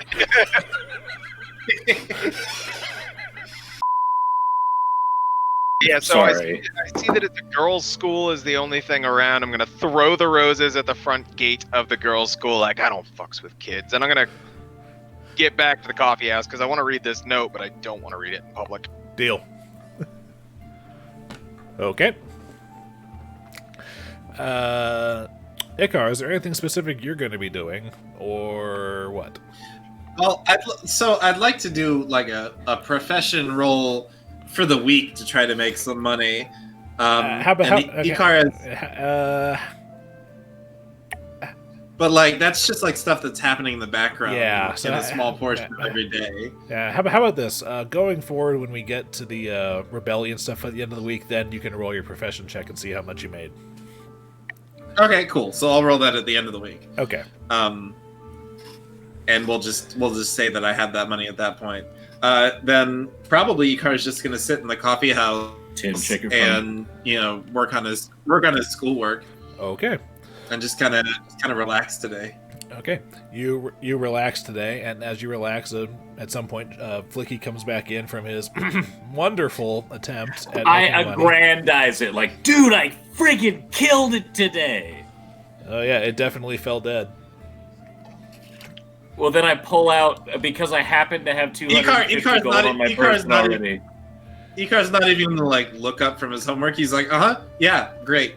That sounds great. And then I say, oh, right, you're rich, you son of a bitch, but God's damned, is it good to see you? And I put my money back in my pocket. Okay. Am I back already? Yeah, by this point, Sugtok also comes back from his delivery to the girls' school. What'd you do to me, Flickie? He delivered a load. Yeah, I was about to say, that makes it sound like he like wanked off in front of the girls' school. Let's Flickie, never phrase it like that again. Fair. That kind of coin. You come with me next time I'm busking. Just, Dude. I don't want to know how you did it. You can show me next time. Just, you're coming with me next time I go busking. With And your I tools don't give him and a my chance to respond. pyrotechnics. My God. We will be legend. Oh yeah, you did just get through playing Jack Black's Jack Black. Oh my God, you have Asmark too? Anyway, yeah, Sugtok comes back. Do I show up late because I'm still wandering? Gentlemen, You're not going to be part of this meeting because you're actually wandering the sewers lost. Okay. I'm going to kind of make my way to the corner and open up that note and kind of subtly read it to myself before bringing it to everyone's attention. Okay, in that case, I'm going to put this in your journal only and show it to you.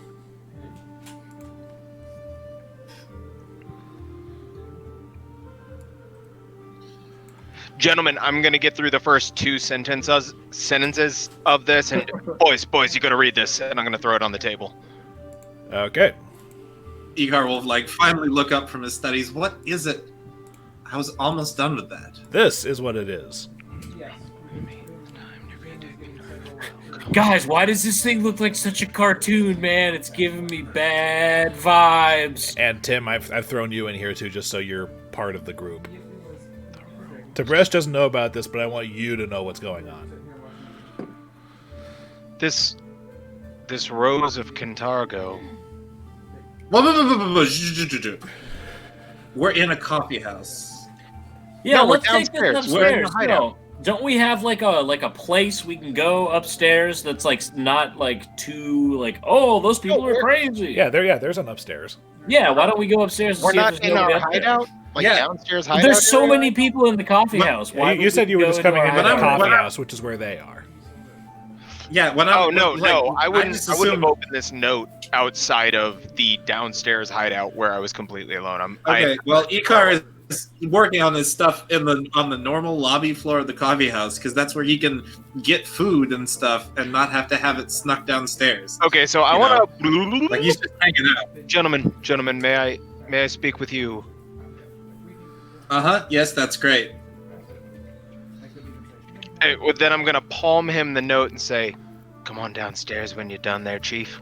I'm gonna give him a wink, and then I'm gonna wander back into the hideout and wait for the boys. Okay. Okay, well, I guess, did I sleep in the hideout, I would assume? Like, just in one of the bunks or whatever? Do you sleep? Because I didn't specify, so that would be... Do you sleep in the hideout, or do you sleep in the guest room upstairs? Oh, well, I'll say I sleep in the hideout until I've talked to Laria, I believe is her name? Until I've talked to Laria more, because I know I'm great, but I need to know that I wouldn't be intruding, so I need to build that relationship she more. flat out offered you guys the guest room. Oh, shit, yeah, then I'm sleeping in the guest room, dude. Are you kidding me? All right. Yeah, that's absolutely it. Yeah, it's basically just like a long hotel room with like 5 beds in it. Okay. Wait, shit. I just got distracted by that. What the fuck were we talking about? Well,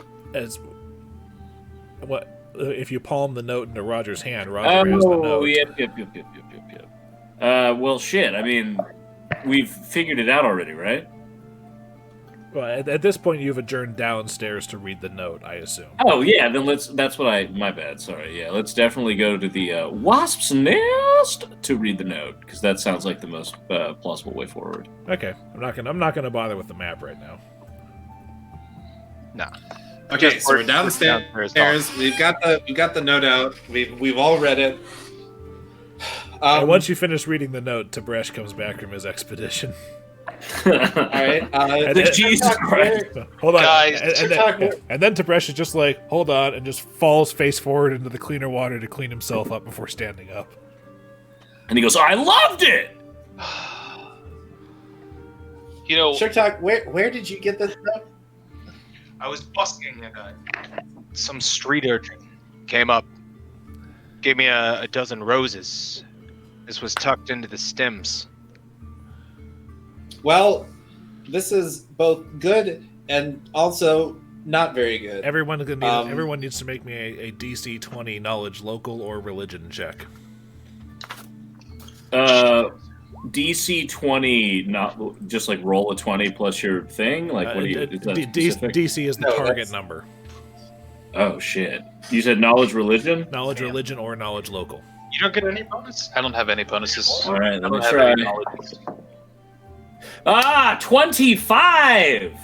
Okay, Flickie... Your tower is doing me right, dude. You got me this. Remember that. I know. Flickie is the only one of you who's actually aware that the Rose of Kintargo is the name of Kintargo's cult of Milani, the goddess of hope and uprisings. But wasn't Milani replaced by the fucking chick we just found downstairs? No. Oh, wait, okay. I guess they were just referenced. Okay, well, shit. Yeah. All right. The reference that you got was that several of the original Silver Ravens were worshippers of Milani. Oh, okay. That's where you heard the name. But yes, the Rose of Kintargo, is the name of the local cult, and it's also the identity by which its leader is known. Hey, guys. So, I may not know a lot, but I know this. And then I explained that it was the name of the leader and all that jazz. Sorry, I got lost halfway through that thought. That's what beer will do to you. Hey, man. Well, this... All right, well, I'm a little worried that they were able to pick Sugtok out of the crowd and immediately know who he is. That speaks very poorly towards our ability to keep operational security. Well, they could have called him Boarris. They might not know Yeah. exactly who he is. The operational... But they know what he looks like, and they know that he's associated with specifically the Silver Ravens. But these are people who are specifically against the throne. Their ears will always be to the ground for us. They didn't give us a if warning. they can learn about who, then it's very possible that someone else could figure that information out too. I'm not saying this is bad. I'm saying it could have been Could be bad. if someone else had been the one who'd been delivering it. Does suggest that we should take on a little more subtlety. And by we, Perhaps. definitely don't just mean me. Yeah, I was about to say, if you're suggesting subtlety, this must be serious. I am just a little... I don't like when children walk up to me. I'd like to avoid it. Oh, okay.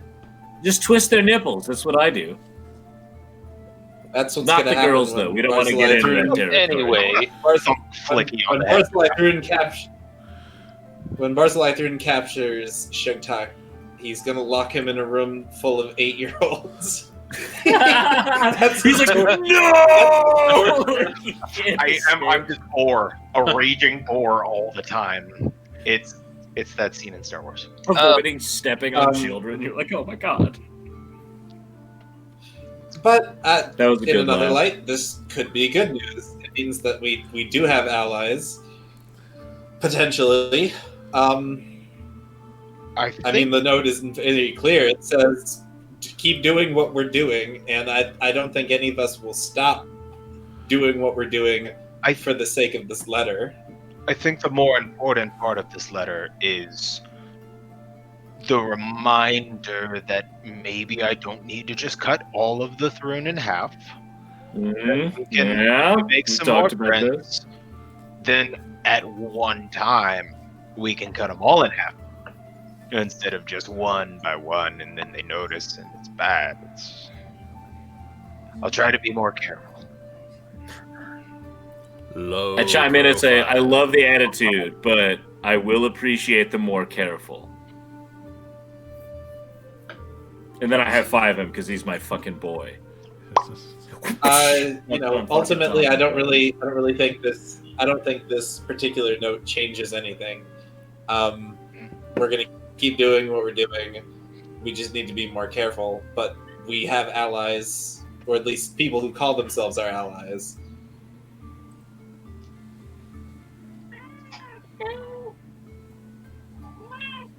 all right. Well, I mapped exactly this much of the sewer. It's a mess down there. Because we added my fucking stuff from the last session. That's what that whole blue area is? Or That blue area is the stuff that you guys collectively mapped out last time. We on that? Cool. Because I remember I was like, I got a disc, baby. And I remind you guys of all the downtime activities that you can take if you're not actively taking on Thrune missions, because you guys can, between sessions we discussed crafting rules, you guys can go out on town, look for additional rumors to see if there's anything else you can do, all sorts of stuff. So, do we want to? Let me see. What does the schedule look like?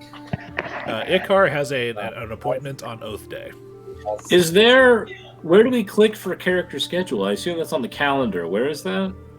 If you zoom out, the calendar will be underneath. Oh, it's on the bottom right. Oh, Yeah. All right. Womp, womp, womp. Yeah, I've marked in X's the days that are important to me in the green. Which Yeah, is out the of color. curiosity, didn't we learn that your sister was getting, like, married off or something? Is that what happened? She's having a marriage know meeting. that. She's having a Or, marriage well, meeting. you know I that. shared that with everyone else. Okay. But it fits with the normal thing. Basically, Icar will come by and see the Ravens every other day, which means tomorrow is going to be Off day day. where he's going to be doing stuff on his own. Yes. Yeah, okay. Cool. Sorry, that's totally my bad. I legitimately forgot about the calendar. It's okay. I did have something I wanted to do throughout the week besides doing that profession role. I also wanted to do some crafting. Okay. So, how about this? If you want to discuss that with me while we're having, like, within the 15-minute break that we're about to take, you can. And Discuss we can what? just take care of it, like, later, because we're coming up on 8 and it's time for a 15-minute, piss break. So, Sure. Honestly, the crafting stuff, the profession stuff, all that doesn't really matter. As a player, I do not have anything that I think my character needs to do until this coming Thursday. exactly, which is why I'm commenting on all the downtime stuff. Hey, so how So much would if it we cost just- me to... Sorry. Okay. No, go ahead. No, you weren't done. Are you good? No, he's Can I- just saying he doesn't have anything Yeah. else to do, so he's just gonna Okay. he's I'm just defaulting. saying to I crafting. can Yeah, I can fast forward ahead until like the next time that you guys need to do stuff. We don't have to do every single day. Oh, okay. I see what you're saying. All right then, Luke. How much would it cost me to scroll work like a scroll of magic missile? Like, it depends on what caster level you make it at. mine. I get 1. You can make it at caster level 2 or caster level 1.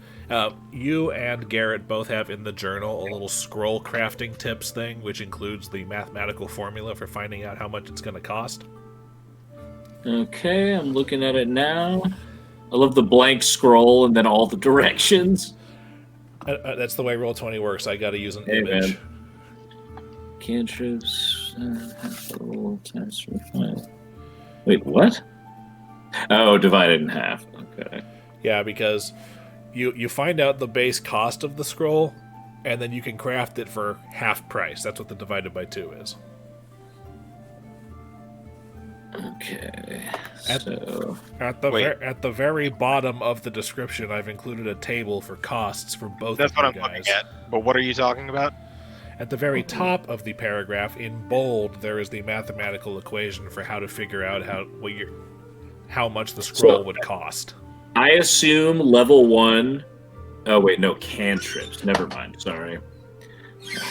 1 times 1 times 25. So it would cost me 12.5 gold to craft. To scribe a level 1 spell at caster level 1. And same for level 1 cure wounds, it's going to be... Also, yes. All right, I'm going to do 3 of those. Can I do that?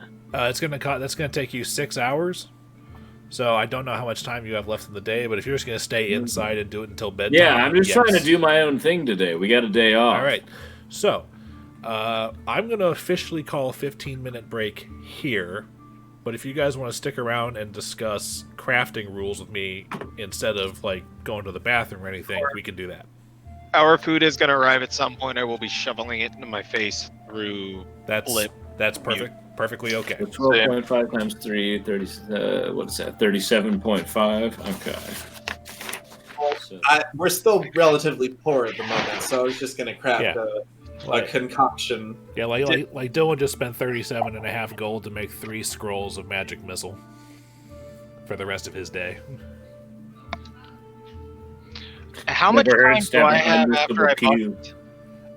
I'm sorry, Garrett, what? How much time did I have after I had busked? After you busk, I'm going to say it was about 2 o'clock.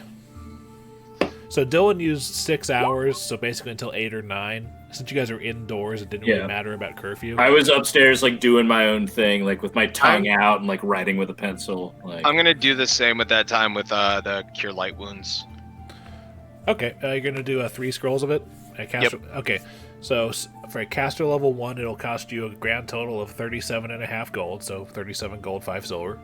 Okay. And you'll get 3 scrolls of Cure Minor... Hold on, 37 gold? 37 and 5 silver.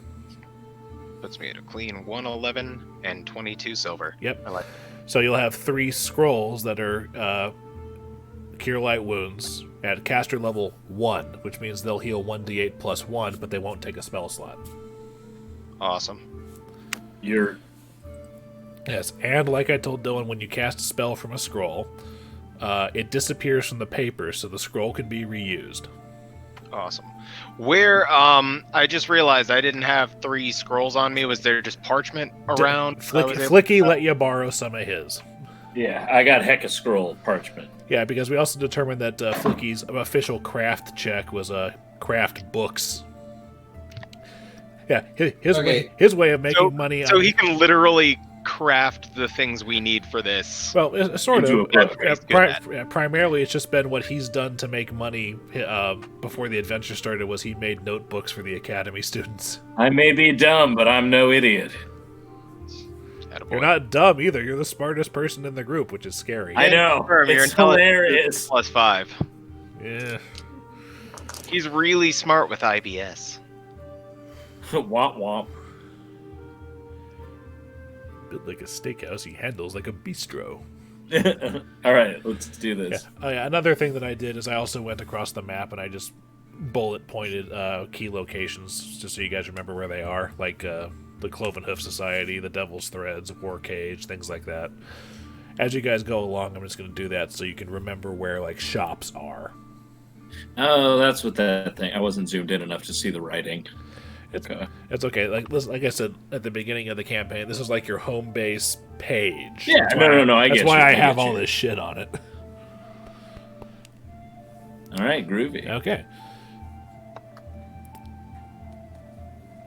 Garrett, you're muted if you're talking. My bad. So these X's on the map, I'm sorry if this is in the journal, but the one to the left of the war cage, that is one of the potential entrances we found. It's got the bars on it. Yes, those two X's are the one next to the war cage is the underdock big entrance, and the one at the corner of the Alabaster Academy is basically like a manhole cover. Yep. Nice, but less removable. It's more just like a storm drain on a lower area of the city. All right, you said manhole cover. I was thinking like sewer in the middle of the road, not like that. No, it's like It's it's basically kind of like a storm drain where the streets kind of angle down so that when it rains, it goes down through there. There's no way to fit through. I mean, you can fit through if you cut through the damn thing, but it's going to be kind of noticeable to street patrols. In the event of an emergency, it can be used. I got an idea.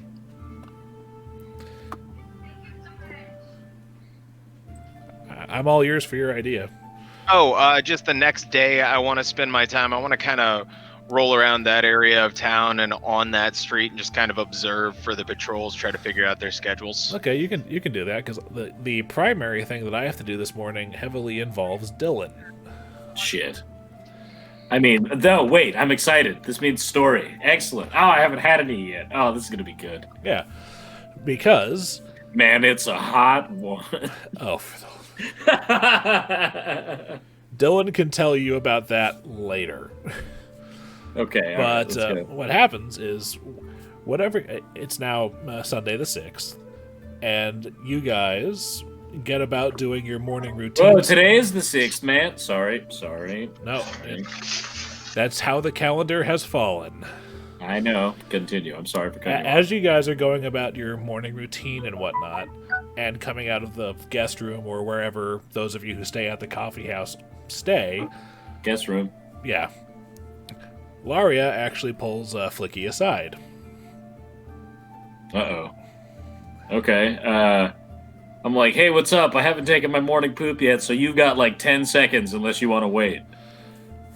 Well, go take care of that first, then hurry your way back. All right, hurry your way back here. Take a mad fucking shit. I'm talking like beer shits. And then I'm like, okay. I press the digitate because it's better than a bidet. And I come back and I'm like, all right, what's up? She says, like, this, and she motions to one of the people on the other side of the counter, is a Lady Mialari. And she has purchased some of your time since you are one of my new employees, because she would like your help running an errand or two out around town. Okay. I look down at Laria and I motion for the secret handshake that we've both figured out, just to make sure we're on the up and up. She returns it to the best of her ability. Tight. I say, I know that's the best you can do. And then I turn around and talk to this, you said Milaria? Lady Mialari. Mialari. Okay. Yes, I'll talk to her yes. and ask her Who you actually recognize is that elven teacher that's been frequenting the place in the morning, who's dressed in purple. Ah, with the long one red that hair. Sugtok tried to snag but couldn't hang. Okay. All right. Yeah. I say, hey, sorry about my friend. He's a little boorish in his tendencies. But my name's Flickie. What can I help you with? She kind of looks at you and says, surely that can't actually be your name. And she says this in Elven, by the way. Okay, I respond in Elven. Of course, it's Flickelian, but I do not like to reveal my full name to those I don't know. She's looking at you and goes, like, wait a second. And she kind of squints at you and says, That was it. Those are Theodosia's eyes.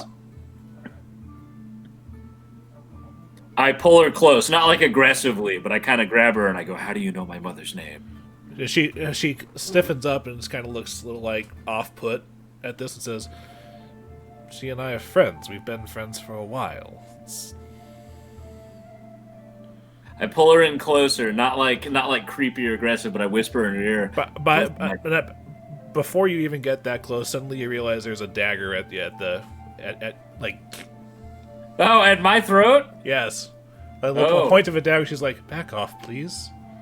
Okay. I slowly push her away. Gently letting go. And I whisper, because I assume we're in like a corner of the tavern, right? We're not doing this It's morning enough that there's not exactly a crowd in here yet.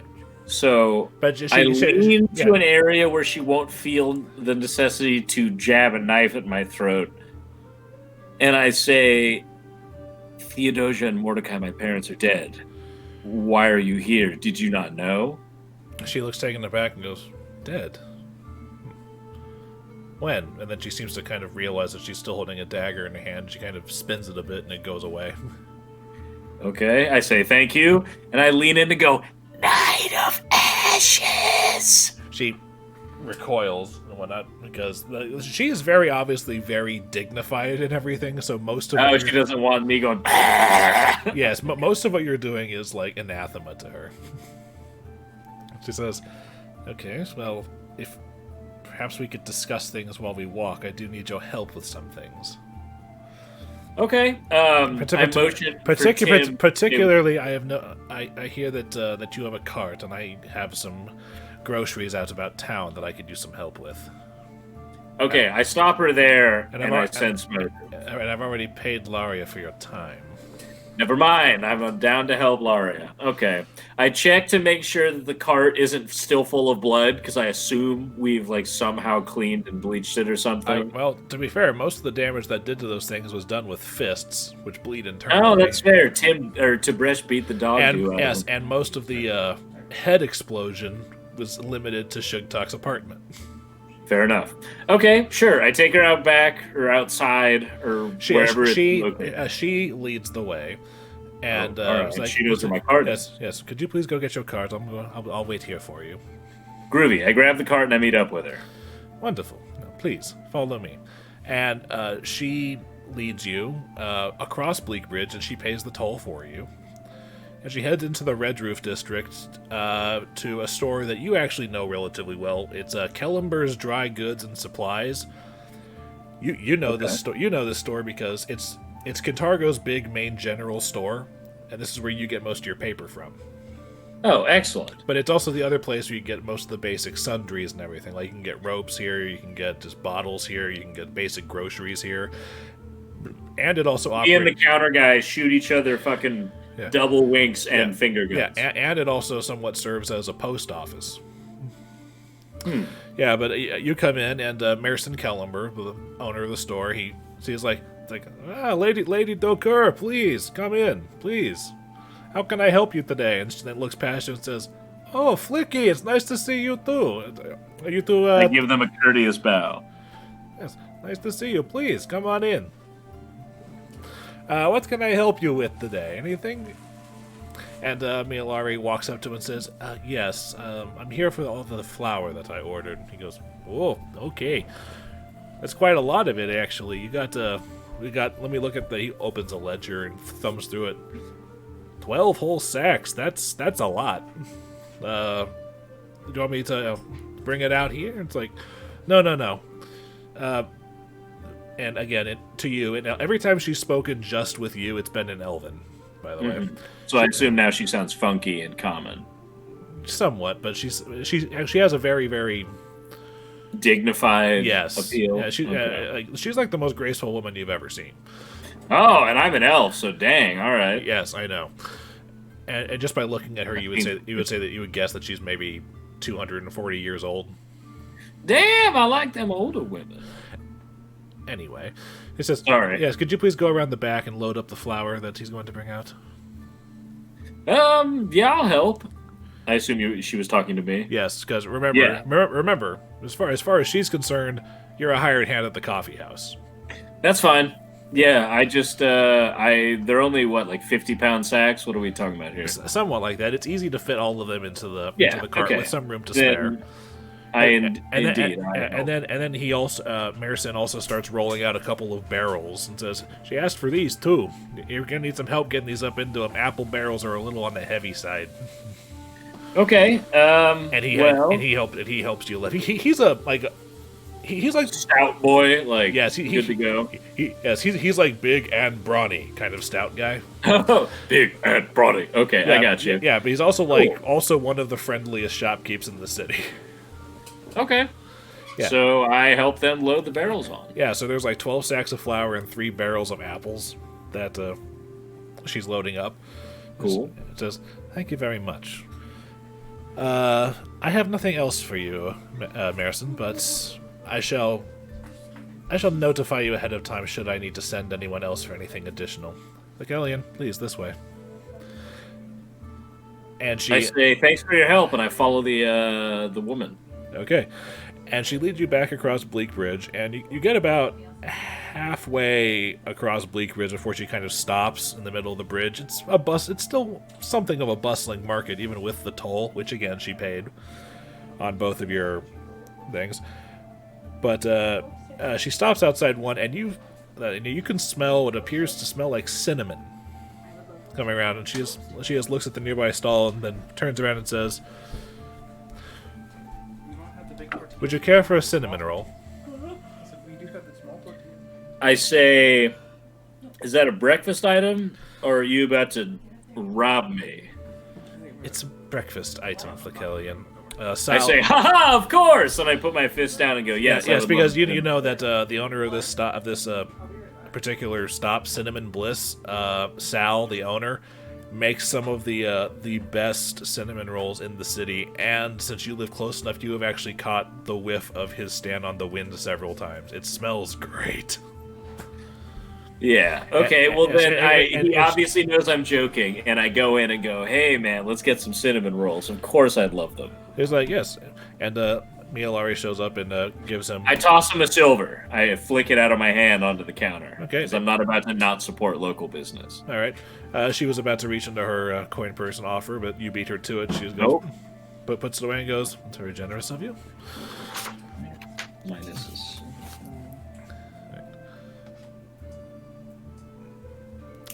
Sorry, I'm writing down I just like to keep track of my total. It's okay. I understand. But you each get a cinnamon roll. Excellent. I devour that shit. She takes smaller bites. While I'm like halfway through it, I go, "So, what?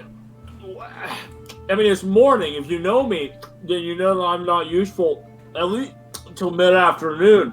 What do you want?" "I am mostly aware of you, Flickelli, and I was more of a friend of your mother's. She only mentioned you on occasion."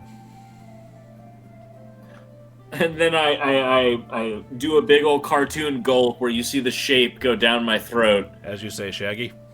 Zoink, Scoob! Like, really, man? Where are you? No, but I swallow a big old gulp that goes down like a Tom and Jerry cartoon, and I kind of toss the rest to the side because I see like a bunch of feral ducks, and what are you gonna do?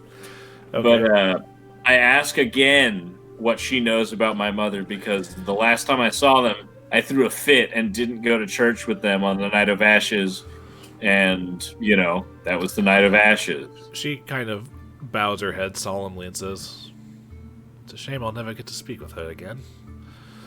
Yes, your mother and I, for the past, century or so." Oh, man. You were around before I was even a twinkle in the eye. No, wait, I'm 140. Never mind. Cut that out. Sorry. Yeah. We would sit in the park, and often we would just remind ourselves of how good it was before. She kind of looks around and goes, "All of this, like, how Cheliax was before the war." I ask her what's her name? I'm sorry. Mialari. She was introduced. Mialari. She was introduced to you as Lady. What do you mean? As Lady Mialari Dokur. Lady Mialari Dokur. Okay. I say, Lady Dokur, what do you mean? I have fond memories of pre-Thrune Cheliax. And Do you have any that involve my parents? Yes, your mother also enjoyed the way that Kentucky... Your mother told me that she and her husband, your father, moved out here because they loved the arts. They loved the way that the city catered to those who have an artistic inclination, and the city embraced those people from all walks of life, and it was beautiful. I remember them talking about the beauties of the city, and I go to wipe my eyes. Yes. The city itself is still quite beautiful, even if some of the people occupying the buildings... I remember when that was the Temple of Eredin, not Asmodeus, as she points across the river to the temple sitting atop the hill. The extra iron they've added to it just... And her teeth just kind of grit before she catches herself and composes herself. But it was always nice to just sit down and talk with your mother. She had a very, very understanding heart.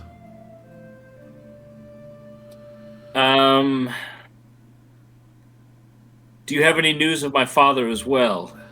Unfortunately, I haven't seen your father in longer. I want to say it's been a couple of months since I've seen him, but if he perished on the Night of Ashes, then I fear I'll never get the chance to again. I just curse under my breath. I ask her if she has anything else of importance to tell me. At the moment, no, but I seem to recall, I don't know, it might have been 20, 30 years ago. It's hard to remember sometimes. I think she left me something. I ask her... She trails off and goes, I can't remember where it is, but apparently it's something that she wanted...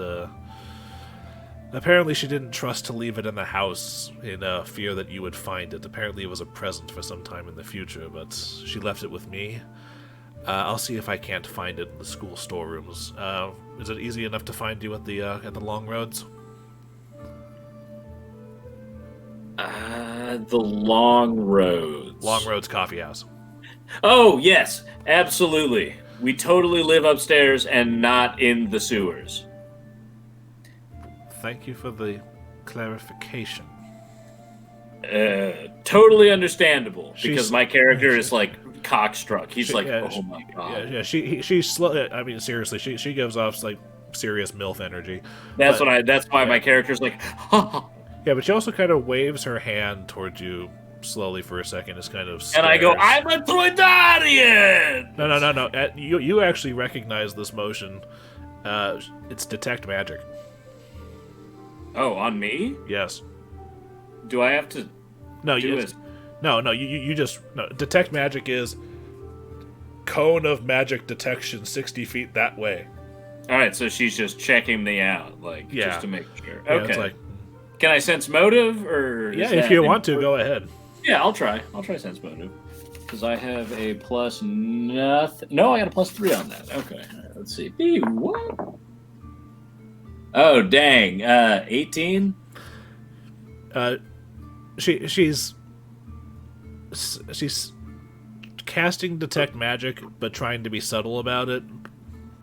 But you know that detect magic can also kind of detect basic auras. Like, basically, she's Dragon Ball Z Scouter checking your power level, kind of detect magic. I look at her and I say, "What's up, baby?" She's like, nothing, just checking something. Oh, it's a nat 20. Sorry, continue. Please don't.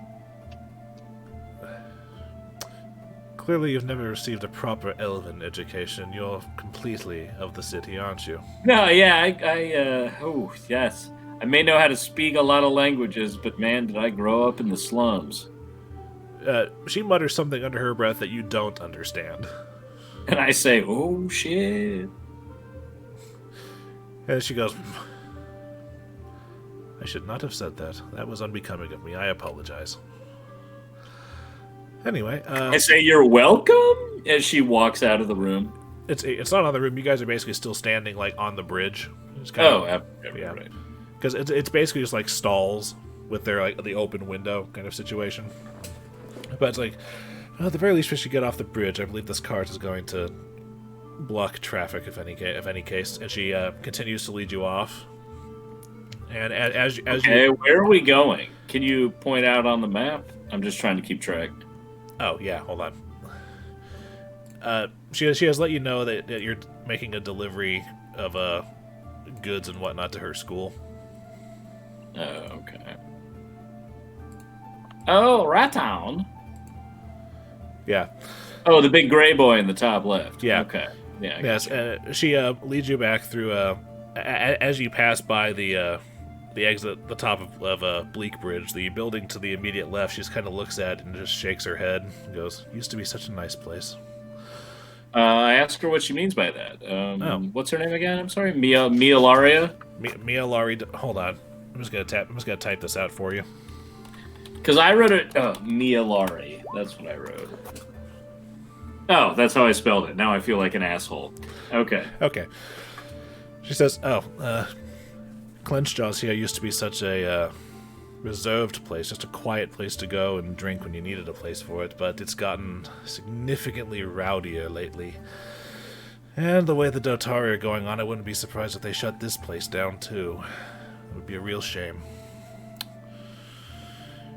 Anyway, we have somewhere to be. And she continues leading the way all the way around the harbor and through Villiger District to the girls' school. It says you can take this stuff around back to the side entrance.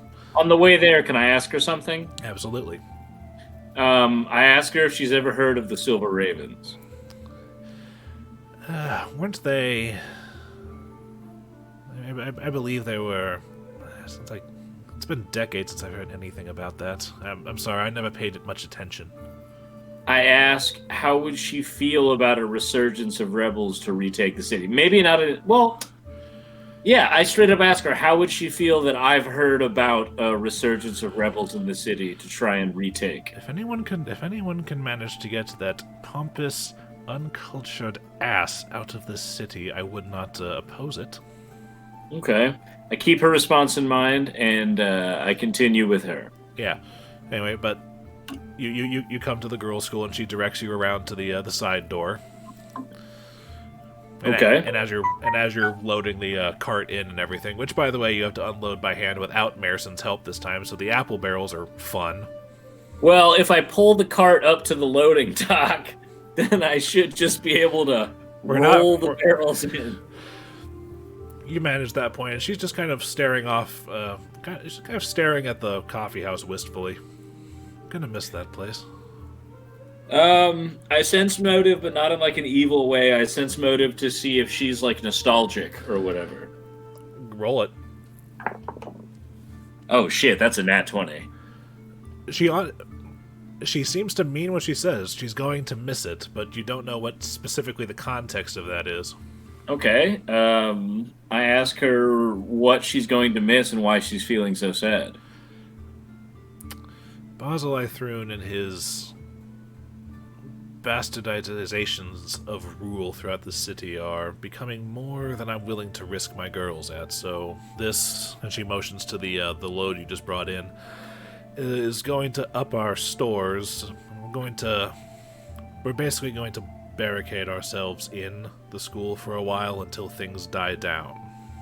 Wait, you said your girls? Like, as in your daughters? No, my students. Oh, that's right. Okay. Hold on. This is the part where you have the tick, tick, tick, ding, ding, ding, ding, ding. Yeah, exactly. I was like, she was like, oh, wait. Oh, shit. It's like, oh, wait. Okay. Lady Dokur's school for girls. Yeah, Lady Dokur. Okay. All right. Yeah. She was like, had you really not drawn that conclusion before now? I'm a smart guy, but, no. Yeah, well. And she kind of looks a little proud at that. It's like, good to know I still have it. Hey, man, you still got it, is what I say. She kind of gives you the Spock eyebrow. Hey, man, Spock is great in those movies. Yeah, I know. Just like the... No, that was supposed to be me saying that to her, and she goes, what? And I'm like, don't worry about it. You must have gotten these from your father. Oh, I wish. God, I miss my parents. Yes, I'm going to miss your mother as well. In the meantime, I have business to attend to, and you've been great help, Flickellian. So am I getting paid, or how much am I getting paid, or what's up? Laria has what I paid her for your time. Just go see her about it. Well, shit, okay. I love that lady. Yes, It was awesome hanging out with you. Yes. Thanks for being cool about my parents. Yes, and also the cinnamon roll was something of a tip. This, There, you know what? It's okay, the- man. The you- cinnamon roll was fantastic. you hear a slight clink of coin. I go, hey, any chance you could toss me, like, at least 5 gold for this? It's like, Laria has your payment, but I've already reimbursed you for the cinnamon rolls. The clink came from your coin purse. God damn it! I say, yeah, fair enough, you got me. And I, like, give her finger guns as I back out of the alley. Yeah. Okay. And I make my way back to Laria's coffeehouse. All right. Laria sees you come back in and is like, so how'd it go? It went great, except fuck you. And then I go, I'm sorry. Well, I'm sorry. Should I tell her that you're not actually an employee? You're running a resistance movement out of my basement. I lean in close and I say, yeah, turns out she seems like she's totally down with that shit. Okay. Wonderful to know. She's always had a good head on her. Now take the 10 gold she paid me for your time and get back to work. No, I'll take 8. You keep 2 because we love you. Thank you. You're very, very kind. Now, if you excuse All right, me, cool. if you I'll excuse see me- you in the basement. Cool. And I, like, angrily storm out. All right. And so that happens. What's everybody else's morning look like? Which, by the way, that entire thing took Flickie basically until about 11 o'clock. So what's everyone else doing in the meantime? Starting with Sugtok. I'm wandering that street. I want to be looking around for the guards, trying to figure out what their patterns, what their schedules is. All right, all right. Roll me a diplomacy check to gather information. Hell yeah. I should have. hell Yes, of a- yes, Roger. Kind of.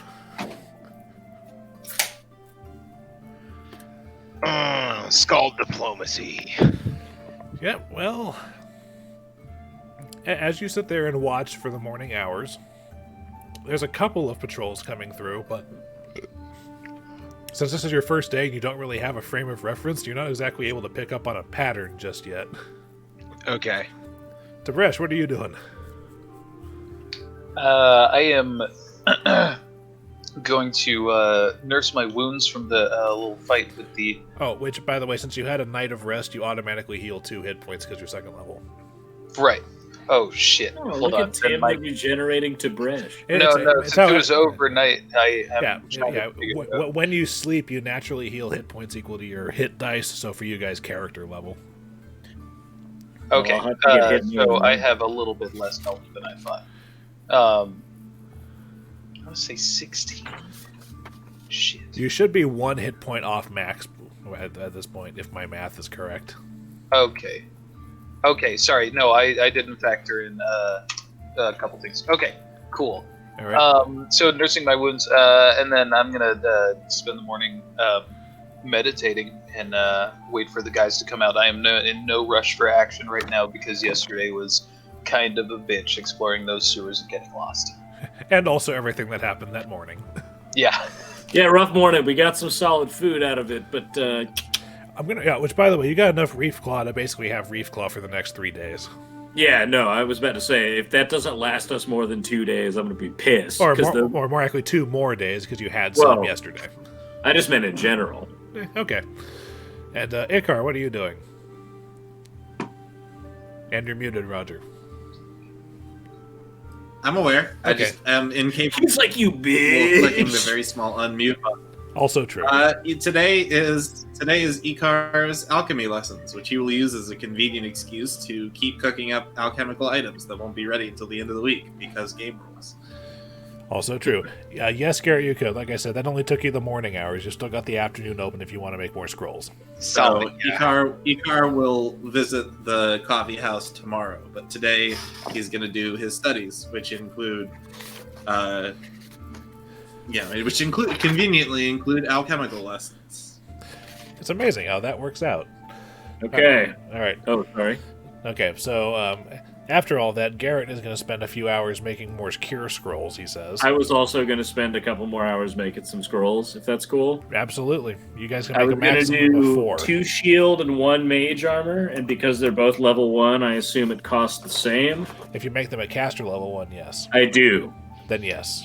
You know, another 3 level 1 spells at caster level 1 will put you another 37.5 gold. So 22, 15, so 285 at 284.5, or 184.5. Just with pure light winds. 0.5. Well, shit, I'll just add that. That's perfectly alright. You're going to have, 6 scrolls of this by the end of it? Yeah, I want to hand them out to the boys. Using a scroll, if it's not on your spell list, is going to require a use magic device check from anyone who's not you for those cure scrolls. I'm doing this so I got backups. I didn't. I know. Like, for example, if Tim wants to use a scroll, he's going to have to make a use magic device check with a DC equal to 20 plus the level of the spell he's trying to cast from the scroll. That's kind of okay. Flickie, What's up? you're pretty magical. I am indeed, baby. I'll hand off a few, but then I'm gonna wear. I want to. At this point, I've got 6 scrolls at the end of it. I want to fasten them to my belt like a pokey belt of cure light. Oh, that's tight. I can get down with that.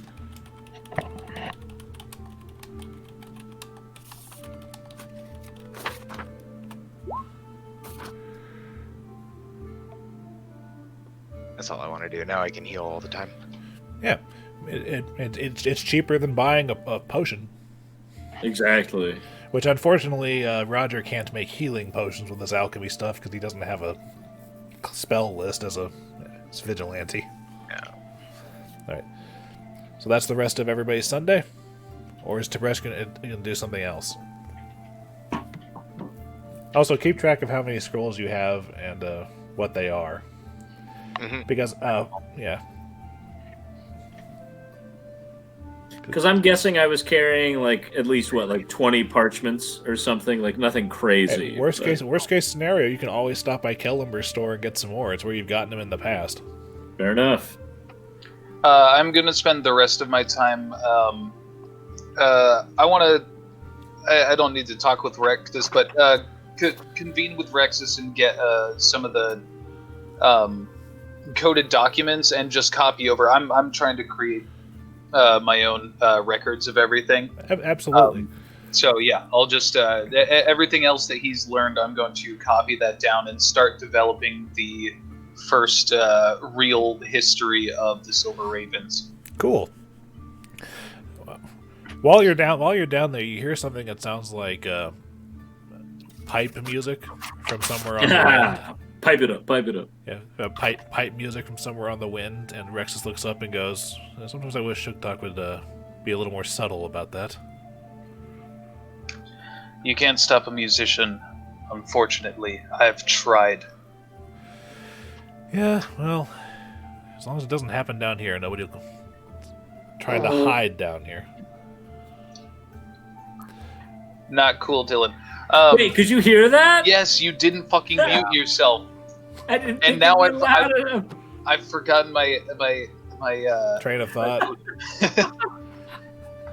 maybe we could ask Boarris to move a street over, maybe not right outside of the coffee shop. So sorry, man.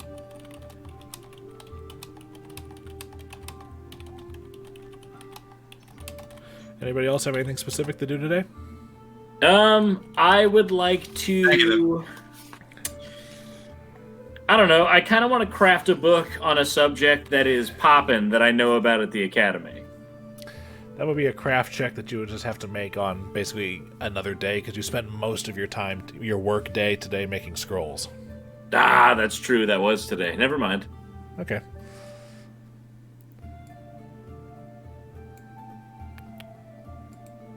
So Moon Day rolls around.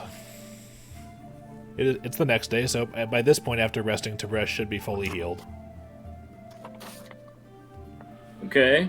All right. So what's everybody's plans and movement this time around today? I have a question to start. I have an answer. learned Icar's schedule yet? Like, do we know he's coming in today or not coming You've in today? probably noticed the on again, off again schedule that he's doing Okay. every other day. So is today on again? Yes, Icar should be on his way to the coffee house. Okay, cool. So I go downstairs and give our gracious hostess her silver because she's doing us well, and I know she's risking life and limb. So I give her a silver in the tip jar, and I ask her to prepare for the usual crew, and I give her a little nudge. Of course. Get right on that. And then I go take a shit. You don't need to tell me that every morning. I'm just going to assume it happens. No. All right. There is actually a raven at, the automaton raven at the coffee house in the morning. For anyone who wants to check it out. I hear tapping on the window, and I'm gonna go check that raven. We'll believe it was sent specifically for Tib'resh. Doesn't it have to be to a person? No, a place. It's to a Okay, location. just a place. Dope. But we'll send them all to Tibresh's room so that he doesn't get any sleep at night. Hell yeah. It's okay. He doesn't need to prepare spells.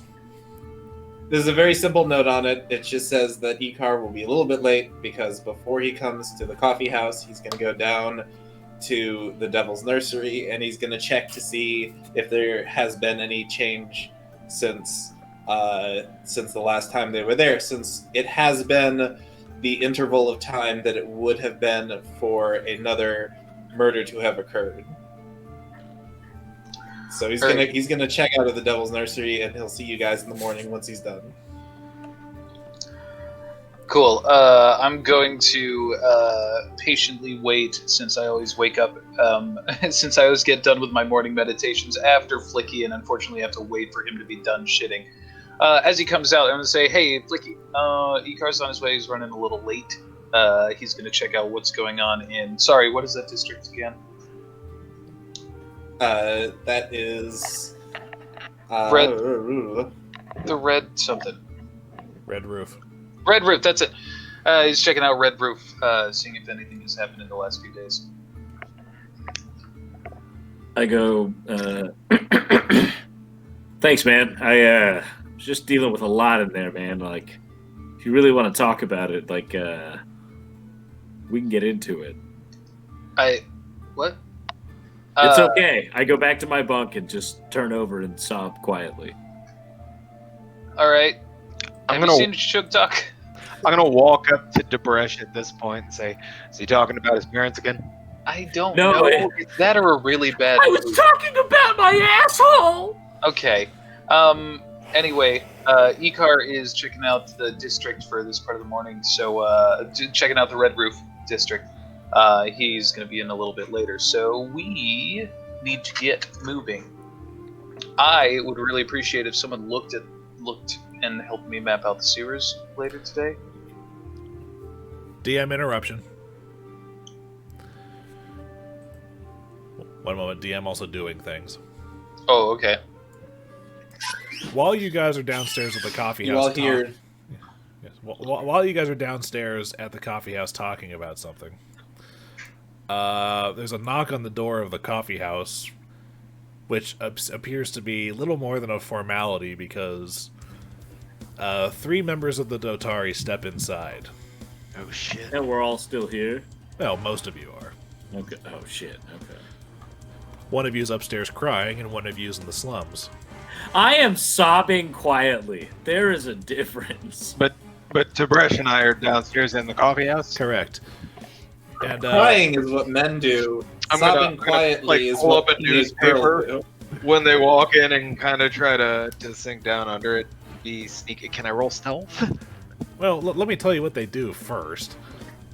Well, the 3 of them come in, and one of them appears to be holding a letter and says, "We're looking for the proprietor of the coffee house, a Miss Longroad, it seems."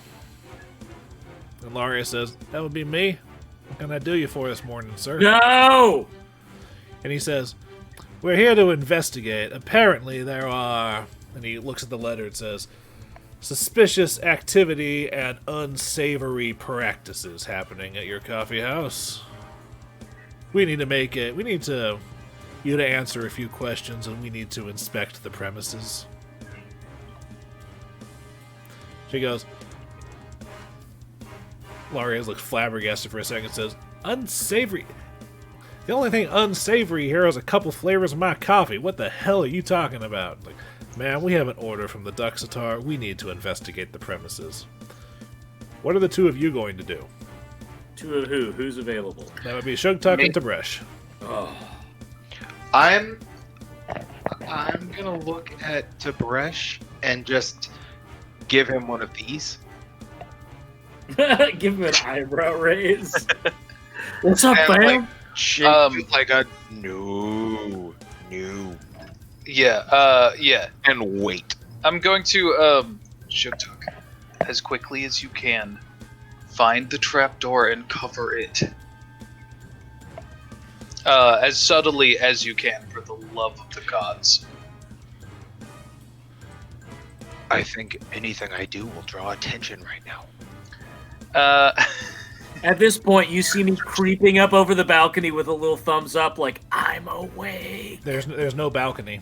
The only connection. Well then, the only connection between upstairs and downstairs is the ladder leading from the sitting room upstairs into Laria's office, downstairs. Well, then they see me peeking over the edge of the ladder, like I'm awake. And again, they're not in that room either. They're in the main room. God damn it! Whatever. All right, keep going. I want to wait. Where am I in the coffee house at this point? Is Yeah, there can you take us back to the coffee house? You were exactly on my wavelength. That's the wrong button. And just for the sake of ease, I'm just going to use some of these tokens of Crow's men as the Datari guards.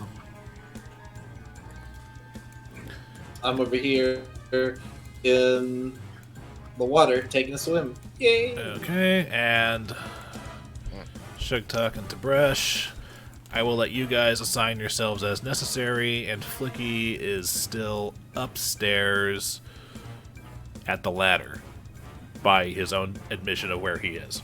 That's fair. All right, so when I go through that ladder, I pop out right here. Yes. Cool. All right, groovy. Yeah, so that's where the two of them are, and there are a couple of patrons. And Tim in is the with coffee me. house. I don't know where he is on the. The Hawk's the Hawk's probably not going to matter right now, but Fine. okay, fine. Here he is. He's my hawk, baby. All right, fine. He's over here somewhere. So Cool. Sugtok's behind the counter, and Tib'resh is at the counter. Yeah, I figured Shattersong would be having a drink at the table.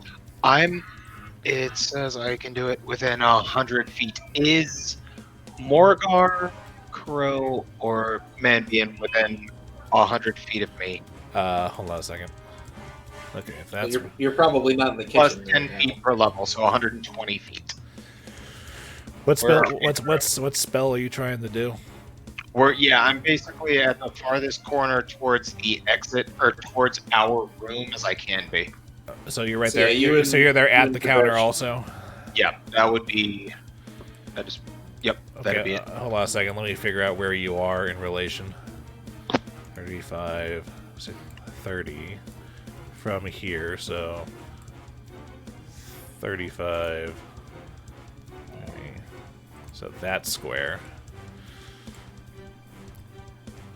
And the guys, Morgar, Forbian, probably be in here with their guys. And, I need to apologize to all of our math teachers because I'm using math from school in real life because now I got to figure out the hypotenuse for them being low. Are they directly below us? They are not directly below you, but But they're like under us. well, it depends what kind of spell you're doing. I'm trying to send a message to one of them. There's too much stuff well, between you and message- them. Foot of stone, I was inch about of to say, common metal, message- or 3 feet of wood. Unfortunately, So, yeah. Message is not going to permeate the stone base. Yeah, no, Could sorry. it get through the trap door? They're too far away. If you get to the trapdoor, you could probably just get down there. But the issue is, can you get there with the police kind of scanning the area? Yes. Probably not. So I'm gonna look at Tib'resh and say, nobody wants to fight in a basement. If they go towards the main, We follow them. We'll get them there. They're here on official orders. If we start shit right now, it's not going to be pretty. And they will come on this place hard. It's only a matter of time before they find it. We need to be smart. I know, but if they find the rebellion in the basement, it won't go much better. Oh! I've got it. In the storage room, is there like shelves and a whole bunch of shit? It's a pantry. Okay, I'm gonna go bull in a china shop into the pantry. What? Okay. No. Is that? I don't think that's a good idea. Listen, Tib. If I make it covered and just destroyed. Ooh, gotta pee. No, because then they'll look closer. Fuck. Yeah, why don't we just go ahead? I'm going to try and sneak since I think I'm actually a little bit better at sneaking. I'm going to try as... While you guys are busy whispering to yourself, one of these guards has walked over to the two of you. I knew this was going to happen. Kind of taps, I guess, Tib'resh on the shoulder and says, "Excuse me, sir." Hello? Yes. Hi, official Datari business. Have you noticed anything untoward happening at this establishment recently?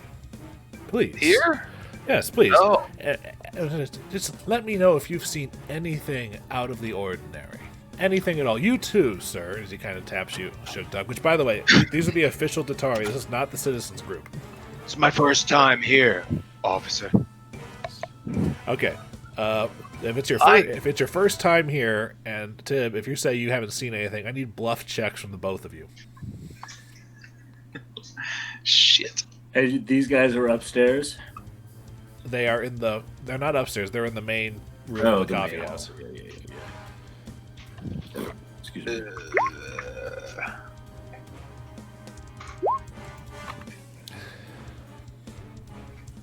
I haven't seen anything weird at all.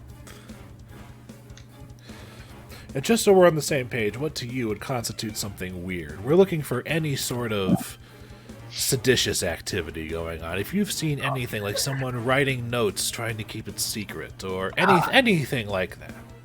Oh, yes, the other day, come here. The other day. Yes? I was speaking with this gorgeous teacher. She seemed like she was writing something, so turns out she had a dick. Oh. The whole time.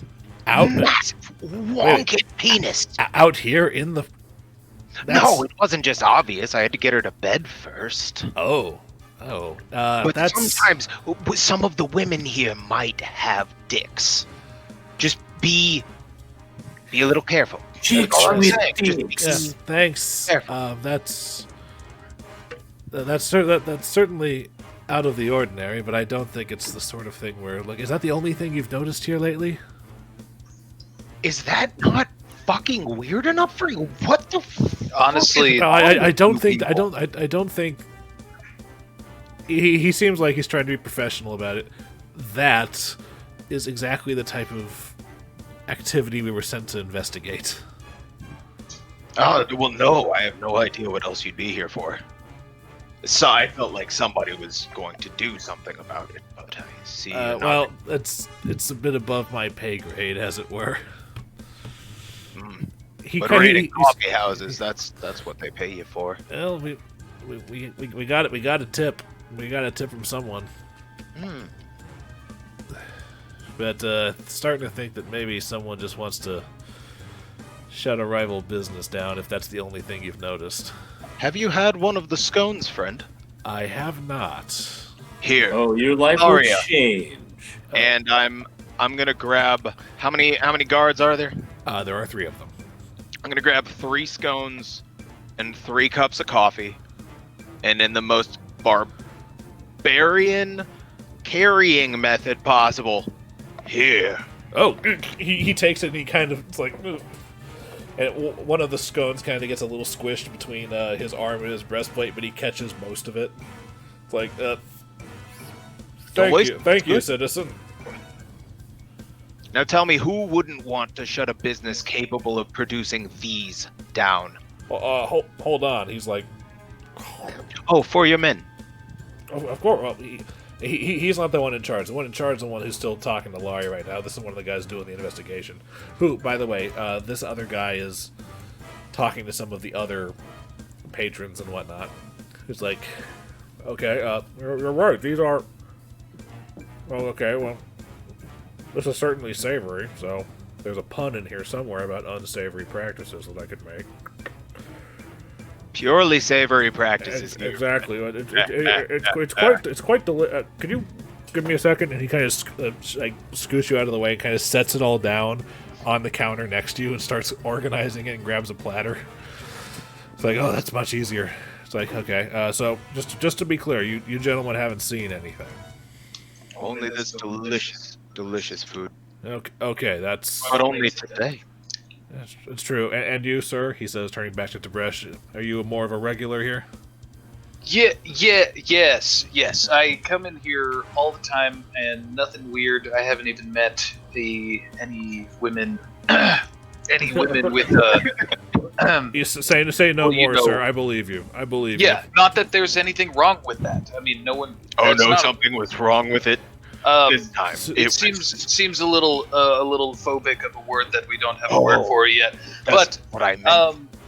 Let's nothing weird. Yeah. Oh, okay, I'll go let the lieutenant know. Enjoy your coffee. He turns around and takes another bite of the scone. This is delicious, and walks off with the plate back to his boss. And you can see him talking. He kind of taps the boss and offers the tray, who kind of just Gibbs slaps him on the back of the head. Tells him that you can see him tell him to focus, and the other guard comes over and says, and you can roll perception check to see if you can overhear the conversation. Well, actually, I was going to ask. Well, this is happening. Hey, all of us or one of us? The two of them at present. Ah, god damn it! Oh yeah. Oh, Unnatural 20. that's pretty good. Nice. As far as over here, you could say there's a couple of college students in here often enough to say, it's. Like the only thing weird that they've seen is the fact that the prices have gone up, and to be fair, some of them are still having an issue with the picture of the Queen that they had to hang in here because of the Lord Mayor's proclamation. They say it's a little unnerving to see her staring at them while they eat, but other than that, they haven't noticed anything. It's like, and you're sure about this? Absolutely. Sir, I heard about something weird, but it has absolutely nothing to do with rebellious activity, and quite frankly, I think I'm gonna have nightmares. So They totally bought the ladyboy story. It's like, sir, I honestly think there was like a mistake happening here. We're just gonna have to. It's like, well, then who would send us a tip about this place? Like, sir, people are dicks. People are rude sometimes. I think we should leave, but these scones are delicious. Do you want one? We're on the job right now. But they're tasty. We're on the job right now! Okay, alright, fine. Can I have all of them? And then he gets Gibbs slapped again, and then it's just like, you're all pathetic. Form up, and then they leave. Well, shit. Alright. That was close. I don't say that loud. I whisper it very quietly to Boarris. That was a close one. Need to go downstairs right now. Congratulations, guys. You had to roll a bluff check opposed to their sense motive. And they I rolled am- a 10. You both succeeded. One of you only just barely. I think are they all the way gone at this point? They're out the door. They're gone. I am visibly shaking, not in a scared way, in a like very mad way, and I'm like, I need to go downstairs. Okay, get downstairs, take it out of the training dummy. I'm Jesus. gonna go downstairs and I'm going for and obliterating It's a like- dummy. Like I had to call them friend. It's like When he comes it's like downstairs, everybody, I cast- it's like, hold on, I need to go use my penis on something. When he gets downstairs, I cast Peace Bond on his hands so he can't raise them in an aggressive way. Oh, this is gonna hurt. And I somehow convince him to have a sit down. I'm gonna need you to roll diplomacy against Garrett's mad. This is gonna be a DC 20 for you to get through to him. Now, to be fair, technically you shouldn't be rolling skill checks against each other. The but spell only counts on my hands, right? Yeah, and if you go boar form, it means you've got hoofs and tusks. Sure, I'll go with hooves. And also, Dillon, I think Peace Bond means you have to use it on a manufactured weapon. Well, he manufactured those hooves with his own body. I'll go with that. I'll take it. Whatever. Okay. But what the Peace fuck Bond ever. is hooves. Plus 2 is 20. Okay, yeah, sure, you've successfully Peace Bond is fucking shit. I can see that he's fucking freaking out, and I'm like, hey man, you literally cannot hurt anyone. Let's sit down and have a talk. And we figure out what's going on with his shooky shakes. By this point, Icar shows up. I say, hey, I am. what a wonderful day today.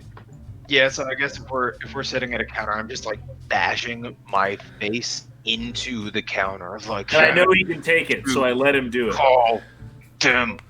Okay, I forgot I was muted. Hey, so naturally, the only person that Icar is going to go see to get information about the Devil's Nursery is his good friend Zia. Is there anything? The one thing have you there know, been the one thing any- that the primary thing that you notice in the nursery is that the atmosphere of the place has changed. There's a lot more like bustle and activity. It seems like a lot of apprehension has gone out the window, and nobody's seen anything about another murder. Okay, well that's great. We'll spend a little time with Zia, just say hi. Chit chat about there not being any murders, which is great. And then after I'm done, she offers you some more like bread and cheese and a glass of water. She Oh, doesn't have yes. much. Thank you. Icar will eat the stale bread and nasty cheese, and he'll try to smile. It's not stale. It's just not high quality. And It cheese might is as well. cheese. Cheese is not cheese. It is to them. It's not to someone who's eaten good cheese. This is just hot leaf We're juice. gonna. I Wait, can't believe isn't cheese mold, Icar? So Icar will smile at the thoughtful gesture and eat the average cheese and Yes, it's not bread. great. It's not great. It is all average, but it's not bad. It's the thought that counts. But she could really maybe afford. You know what? Icar will promise next time he comes, he'll bring some good cheese. I'll bring something nice. Next time, since you've shown me such great hospitality, I'll bring the food. It'll be on me. We'll call it even. Icar, make me a sense motive check.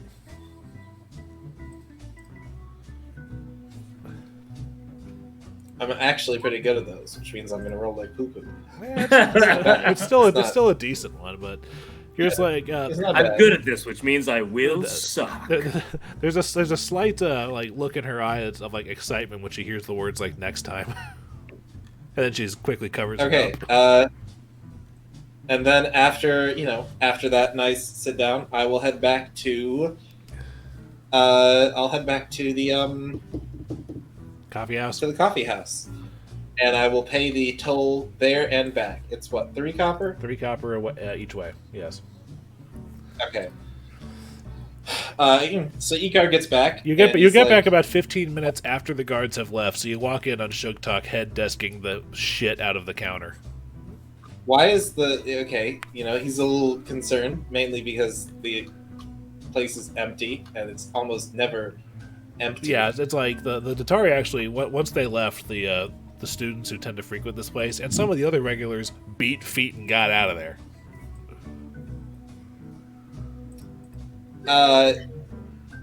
Sugtok? Wham, wham, wham, wham. Corner like, dude, Sugtok. What happened? Where's Laria? Why is this place deserted? Laria's Laria is still back here and she's working on things. She's taking it easy and whatnot. Okay. She's got a cup in her hand. She's just kind of sipping on it, which appears to be her method of dealing with her frustrations. Why is this place cleared out?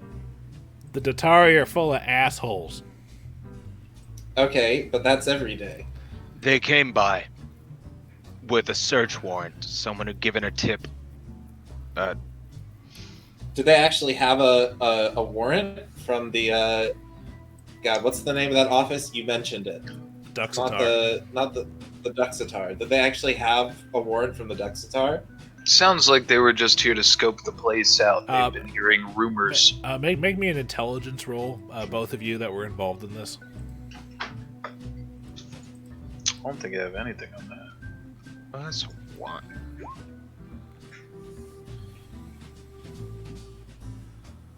It seemed legit. Sorry.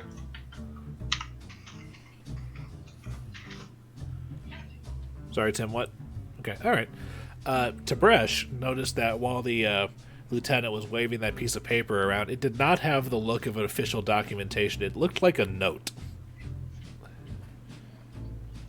Like a note? Because he's a scribe. He knows this Yes. stuff. Sorry, Morgan was showing me a thing. Yes, Okay. it looked like more of a handwritten note. It wasn't officially sealed or anything. It was as though they just got some sort of anonymous tip. And did none of you think to examine the thing they were waving around? We were too busy trying to figure out what to do to make sure they didn't have. I should have looked harder. Upon the underground. No, it's I had fine. to tell the bastard's friends to talk them down. Okay, I'm gonna say this next part. I don't want anyone to panic. Where is Flickie? Oh, shit. He was upstairs. And then at this point, I'm God, allowed he's still to upstairs. come back down through the ladder, right? If that's up to you. Yeah, I definitely want to tell them about this weird-ass semi-adventure I just had with this hot, older elven woman. That was yesterday. No. Well, I still haven't told them about it, I don't Yep. believe. All right. You still Yeah, haven't so I told come us about your downstairs. adventure Yeah. being a male escort. Yeah, I come downstairs and tell them I held old Elf McHottie up for grocery ransom. Oh god, okay, he's still here. Whew. Yeah. Alright, we're good. Flickie, generally it's nice to introduce yourself before just talking about what happened yesterday. I mean, we've had a whole thing going on the last 20 minutes. Wait, Flickie, you said you pimped out with the elven lady. Did you happen to mention anything? Absolutely, About she us? knew my parents. She knew about the Silver Ravens, not too Flickie, much. You know the Datari, right? Yes. Big soldier guys roam around town, not great to fuck with. Mm-hmm. Whole bunch of them showed up earlier. And that might be my fault. I cut some guys in half. I get it. But we should keep all No, of I it. was out while that was happening. I must have missed it by minutes. Mere minutes.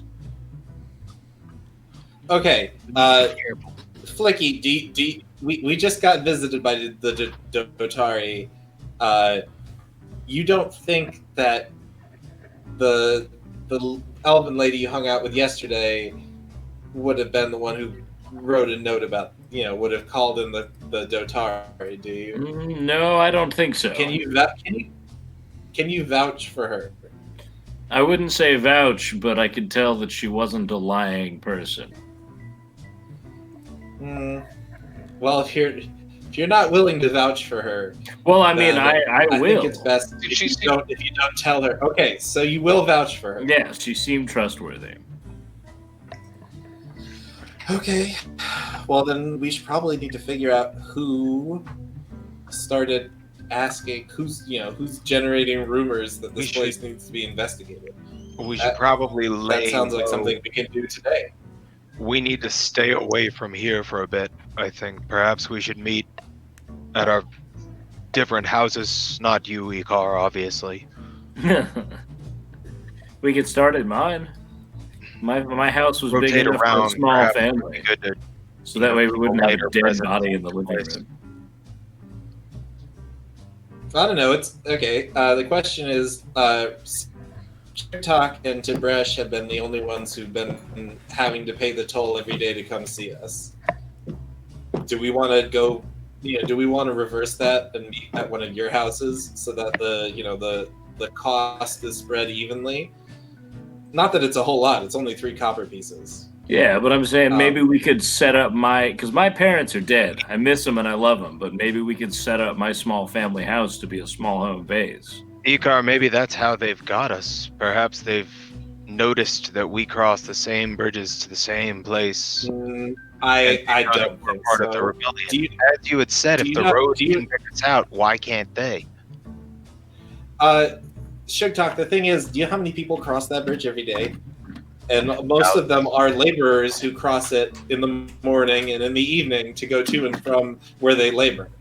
I highly doubt that that just because of the fact that you cross the bridge every day and pay the toll, that they think you're any different from the dock laborers and the teachers at the Alabaster and the people who work at the temple. Like, there's a lot of traffic on the bridge. I find it particularly interesting that these men didn't really have a specific thing that they were looking for. They were asking for anything weird. Well, my suggestion is that perhaps we do a little bit of snooping to see if there's anyone in this particular neighborhood who has reason to snitch to the Dotari about us. Maybe we've made some sort of enemy who has nothing to do with the Silver Ravens and just doesn't like the increased traffic to the Coffeehouse for some reason. Ilaria, If they had thought that this had anything to do with an active rebellion, I guarantee they wouldn't have sent three Hell Knights and just did a quick search of the place. They were not Hell Knights. So They were not Hell Knights. They were Dotari. Yes. Jhaltero foot soldiers. So we might be making mountains out of molehills, but it's still probably best that we nip this in the bud. Ilaria, and I want to call her over to us. Huh? What is it, Shug? You have any specific enemies that come to mind? Anybody who might want to shut this place down, who might draw this attention here? Well, I've got plenty of enemies. I use this place to run the Bellflower Network, but I haven't run it since the Night of Ashes. Most of my contacts are gone or gone to ground. I haven't done anything. The only rebellious thing I've done is let you guys use my basement. I've run an honest business for the last few weeks. I appear to have crapped out. He's back. I appeared to have crapped out. What was the last thing anyone heard me say? I had called Ilaria. Ilaria had just started talking. Ran the Bellflower Network. It had been dead for years. No. She's had the Bellflower Network shut down since the Night of Ashes. Since the Night of Ashes. She's been laying low, just running the coffee shop. And the last thing she heard was it's like, I don't know. Maybe some of them just heard something like that pipe music you've been playing in the basement. You do not own a pair of pipes, by the way. Dillon, you're muted. Don't play pipes, Ilaria. Oh shit! Yeah, I forgot. You're percussion and guitar guy. Yeah, mostly I yell and hit things. And the yelling. I will admit my wait, pipes wait. may sound magical. What is this? What is this pipe noise thing? Where are these noises? I don't know. I don't know. Occasionally when it's quiet, I can hear them coming from downstairs. I guess it's just I figured it was one of you or one of Morgar's or Forvian's guys. Rexus and I heard it the other day. I assumed it was Sugtok, but now I realize a pipe is not part of his repertoire. Well, whoever it is down there, can you tell him to be quiet? Maybe that's what it was. I feel like we need to figure out what this pipe thing is. I say you'll never get it, and I go, if I it's also not- can't help. If it's not Sugtok, the pipe thing is not you, Nope. and it's not Tib'resh, and it's not Flickie, then we need to talk downstairs to see what this pipe thing's about. Yeah, maybe the Fushis have heard something. And Icar will head down there, and he's gonna head downstairs. I'll follow. All right, in the back storage room, just before I go all the way down, how obscured? Remind me of how obscured the way down is. It's a trap door in the against the back wall, which basically it's a ladder leading down. Into this cellar location. I'm gonna hop down for now, but getting pretty time for the next few days. I want to spend at least a few hours trying to create a swivel secret door mechanism. Okay. Alright. Rexus! Rexus! Yes, I'm back here. I'm back here. There you go. Rexus, what do you know about pipes? Larius says Could you that be there's more pipe specific? music that plays in the middle of the night. Yes, isn't that Laria, isn't that Sugtok? it's not. And we need to figure out what it is. Oh. Hold on, let me think. What do you know about it? Because I don't stay here at night. If I've heard about it. If it's not Sugtok, let me run back. Hold on. I haven't heard it since Starday. If it's not Sugtok, perhaps it's the bottle effect coming through that hole to the sewers. You said you heard it on Starday. Starday is the day that we had that The ceiling collapse, Yes, right? correct. And the reef claw fight. Yeah, Okay. I admit I've had my head down over here most of it, but I haven't been giving many sounds except that most of my attention, and that's only because it was a collapse. You haven't heard the pipes since. No.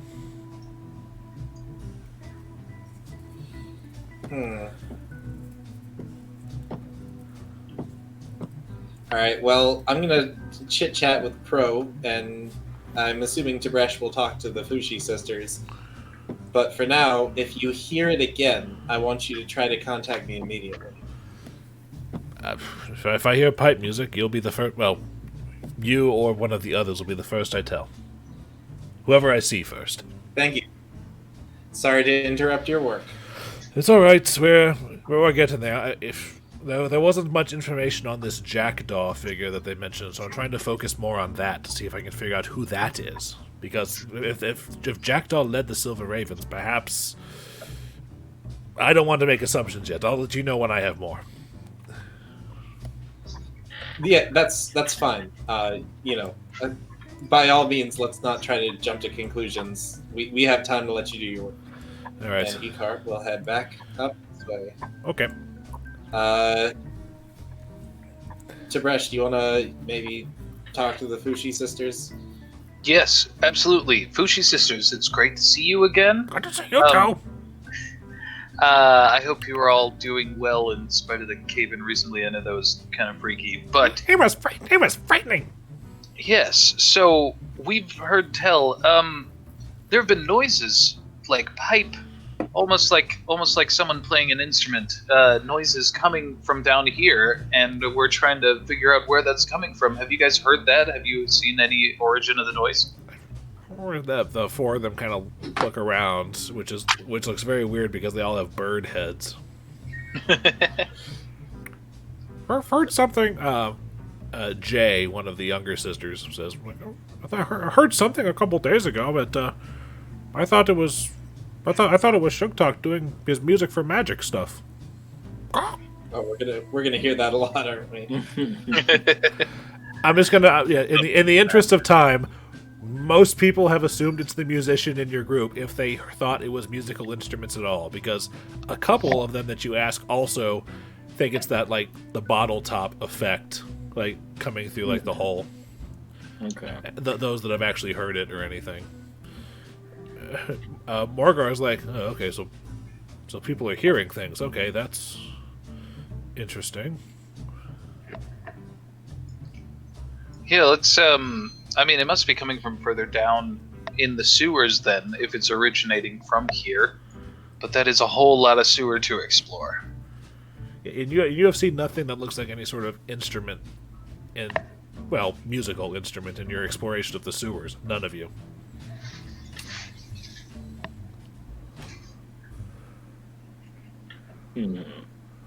Is it is it a specific tune, or is it just haunting random notes kind of deal?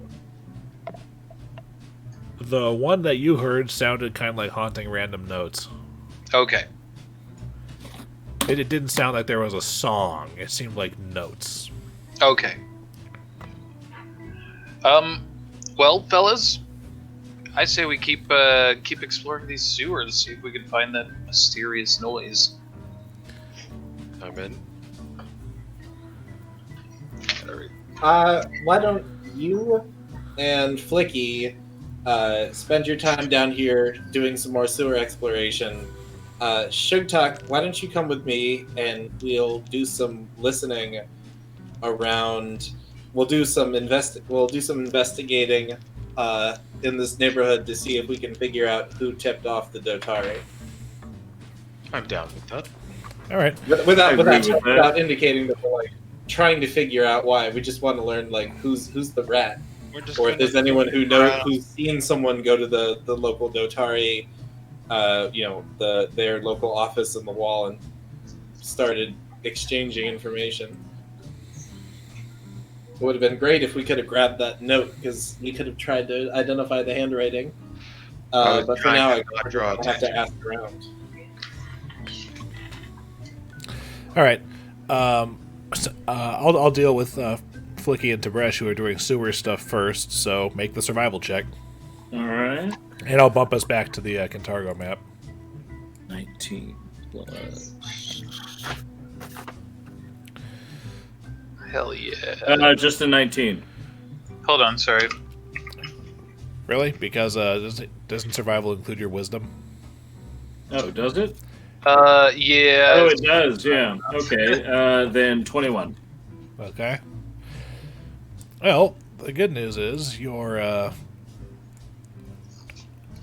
trip this time does actually get you to the Great. How sturdy are these bars that we're looking at from our side? 1.5 inch thick iron. Yes, but as far as more their connection to how worn, how long has the sewer system been? Knowledge engineering. Oh, fuck, okay. That's what it's for. Yeah, no, that makes sense. That totally makes sense. I knew I needed a real knowledge skill. Okay.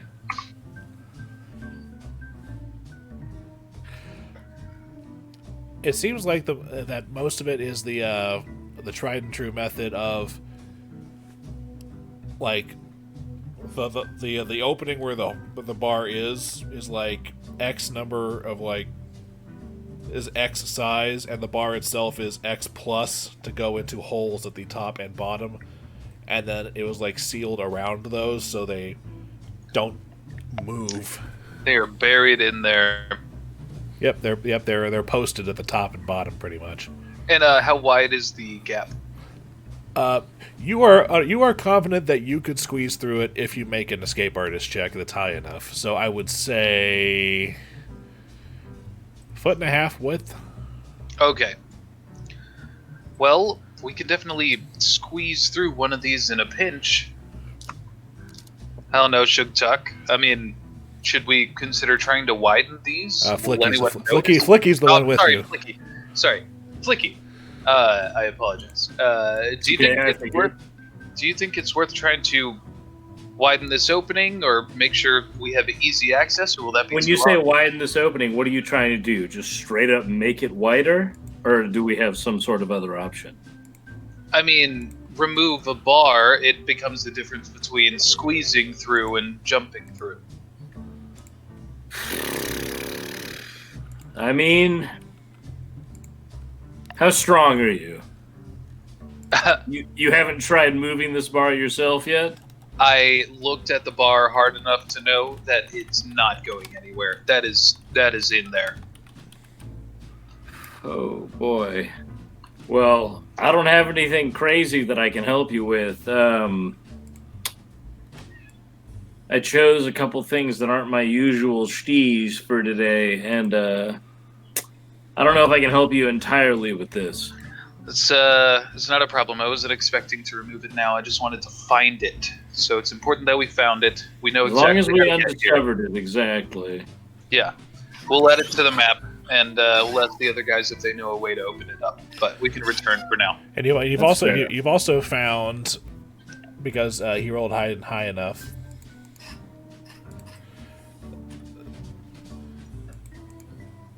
I need to adjust where my thing was because it occurred to me how far it is. You also found a second entrance down here. What? Awesome. Okay. Okay, so and the both fuck? entrances, I'm sure, are of the Similar, same yes. quality. Okay. All right. Am I So not allowed to try and go through the separate entrance first, or do I just have to deal with this? No, it's while you guys were exploring the sewers with your survival check, you found us another entrance, as well as the actual entrance that Sugtok had found before. Fair enough. Well, then I try the other entrance. The other entrance is barred in a similar fashion. I don't think we're Well- getting through these today, Flickie. I mean, we could. No, I skip mean, through. it's not technically me. Tim is with you. What? No, we're both here together. You're not talking to me. Oh, I ventured. That's true. Okay. Yeah. All right.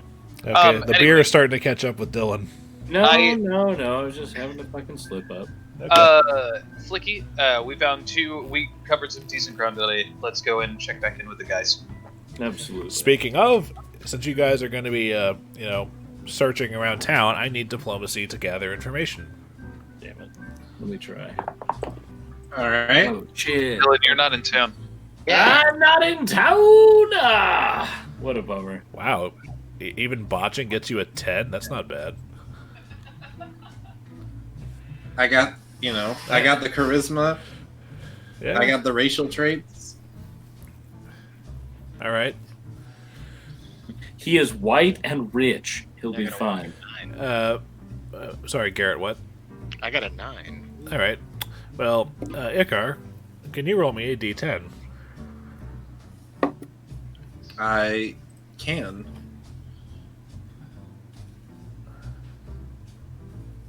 Oh my god.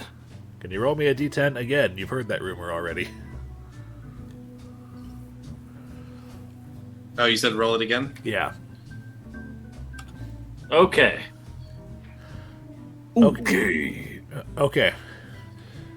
You hear rumor that says it sounded like that somebody was killing tieflings in the Devil's Nursery, but it sounds like whoever did it was found out or they stopped, and either way the nursery has started to, bustle with activity again. That appears to be the scuttlebutt going around going around the district.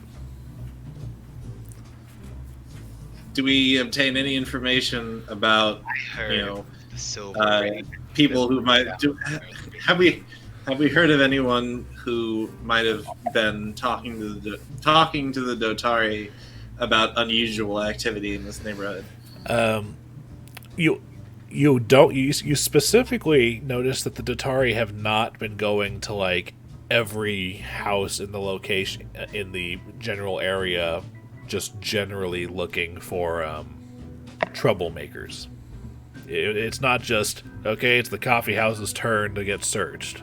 It's like, okay, they came here for the Coffeehouse. So they did come here specifically for the Coffeehouse. Correct. Or at the very least, nobody noticed them specifically going anywhere else or randomly going down the street in order. Okay. Well,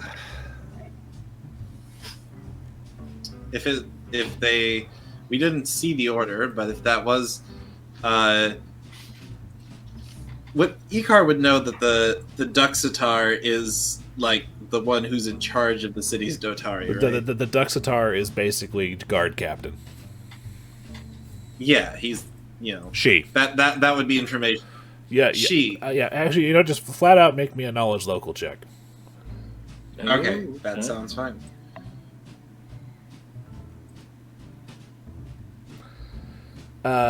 You have heard that when Barzillai Thrun showed up, he replaced the city Duxitar with someone that came with him from the Heartlands. All you know is that it's a she, and that apparently she's a real hard ass. Okay. You already know her. I'm sorry, I'm at too much Undertale. I'm immediately picturing Undine. Yeah. She's significantly less blue, but yeah. Yeah, I figured.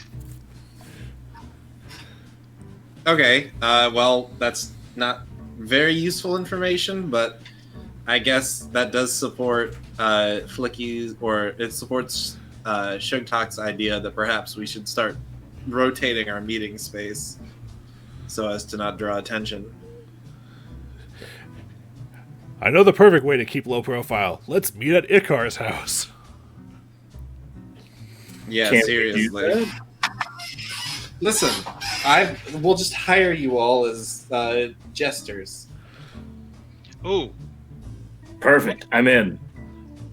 no, but that thought, Icar, of hiring us. What if at least one of our days we, worked in the coffee house so we could at least be passing as the staff? Nope. I'm here for it. Well, and Tib'resh is also already kind of pretending to do that. Like, I remember a couple sessions ago, he's like, I grab an apron so it looks like I'm working. And Flickie's already been borrowed on the assumption that he was an employee. Yeah, so I'm already fucking working for Sugtok, it. I appreciate the thought, but Not you, I don't think I'd be caught dead working at a coffee shop. No, it would be more awkward for you to work, but Tib'resh, I'll join you in your noble deeds.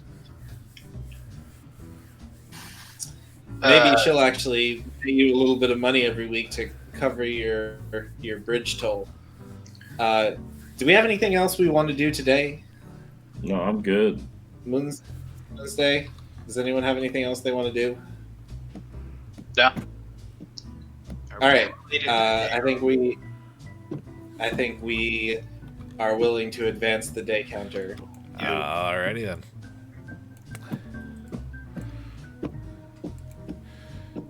Okay. So what happens today that you want to do? Because the DM has nothing planned. And we're probably going to go through today and tomorrow, and then I'm going to call it for the night. That's fine. Okay. Today is Icar's off day, so he's going back to Studies. working on his weekly alchemy crafting check. Okay. It's weekly alchemy crafting, and it's also sword training day with a Katarina. Because you're a little... Oh, yay. Yeah. Because your regular guy is indisposed and not available, apparently. So you get some one-on-one time with the stewardess of the house. She's not nice about it. I get to get the shit beat out of me. Oh, yeah. She pointedly avoids anything from the neck up.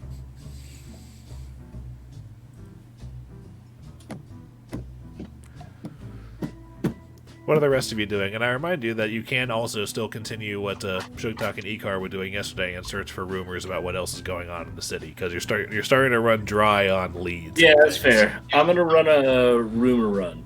All right, diplomacy check to gather information. Today I am also going to rumor run.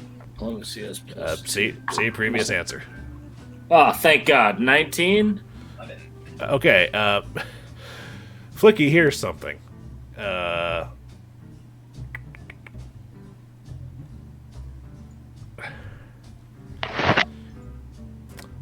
I'm going through the rumor sheet, and I'm just going to flat out pick one that you guys haven't heard yet, because you've gone through most of them. I openly admit this. Okay. So We've all fucked up. okay, so that one. All right.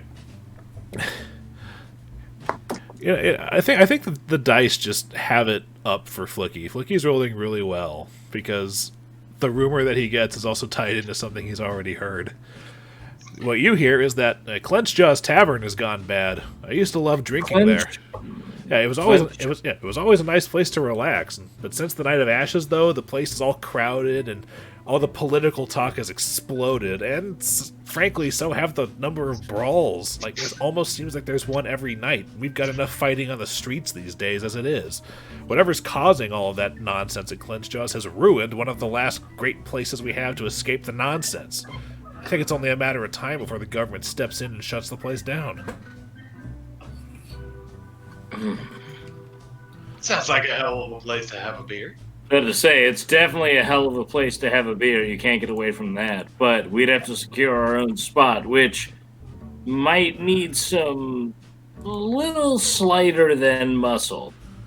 I'm just saying, it might be a little. That's the Clenched Jaw Tavern? Yeah, Flickie is aware of it. It's literally the building to the left of the. You guys have passed it multiple times. I'll All right. How long did this take? Do I have time to get down there today? Yeah, sure. I mean, it's the day, assuming Flickie lets you know about it, because it only takes. Hold on a second. 4 hours for you guys to rumor search, because that's the new rumor you hear. You've also heard rumors to the tune about how nobody's heard any of those haunting noises coming from the Fair Fortune livery for almost a month now, or about general scuttlebutt about Shensen disappearing, or more things about the Red Jills having mugged somebody in one of the markets. Mm-hmm. We also got mugged in market. Yeah, but not quite as hard. I think if there's a bunch of malcontents in this bar anyways, it might be a great place for us to pick up friends. That's a fair enough assessment. I'm gonna take my Raven and go into the bar, or going to, what's it called? The Clench Jaws. Clinch Jaws Tavern. Which, by the way, knowledge local check from the two of you, since you're the two aware of it at the moment. Or another diplomacy check to gather information, whichever works best for you. Wait, knowledge local or diplomacy? Or, to gather information, yeah, one of those two. You too, Dillon. You said diplomacy? Or knowledge local. Fortunately, Sugtok rolled high enough. But Cool. let's see what you rolled. I'm curious. 18. Well, you both rolled high enough. The tavern in question is named after two things. One, a variety of local oyster, a clenched jaw oyster, and it's also named that because of the owner's strict policy of banning any sort of political talk from his tavern.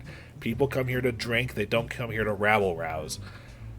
Except for the last couple of weeks, things have changed on that front, and the owner, Rinston Clenchjaw John, normally ejects any sort of troublemakers himself, but apparently he's been really, really sleepy lately.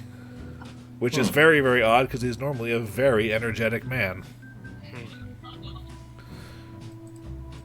That That's sounds not good. very similar to what's his name back at base? Morgar. Morgar. It's like, what's up with Morgar?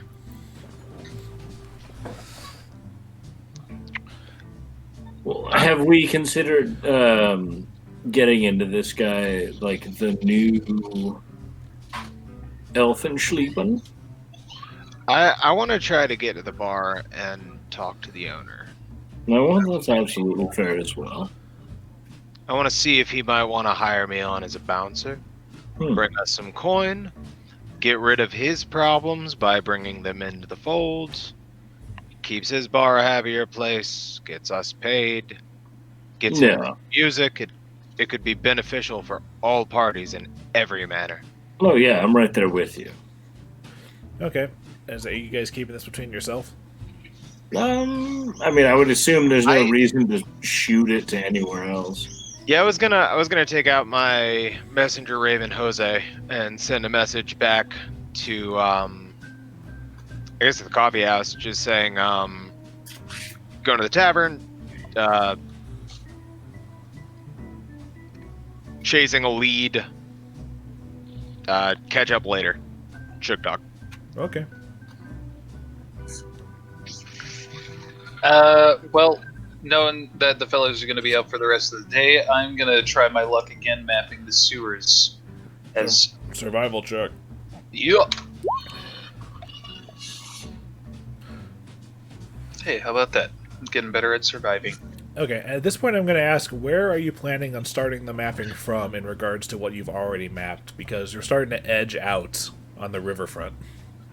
Right. I didn't know how far this system would extend or whether it would connect to the Noble district up here.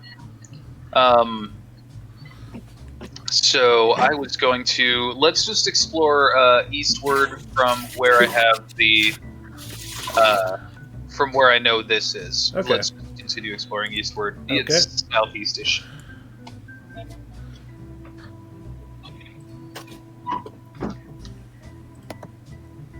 Okay.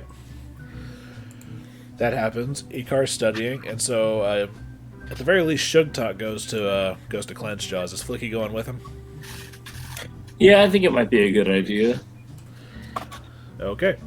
You get there at okay, so it took you 4 hours to finish. It'll be probably about 1 o'clock in the afternoon by the time the two of you get there. What time is curfew? Curfew is at 9. Okay.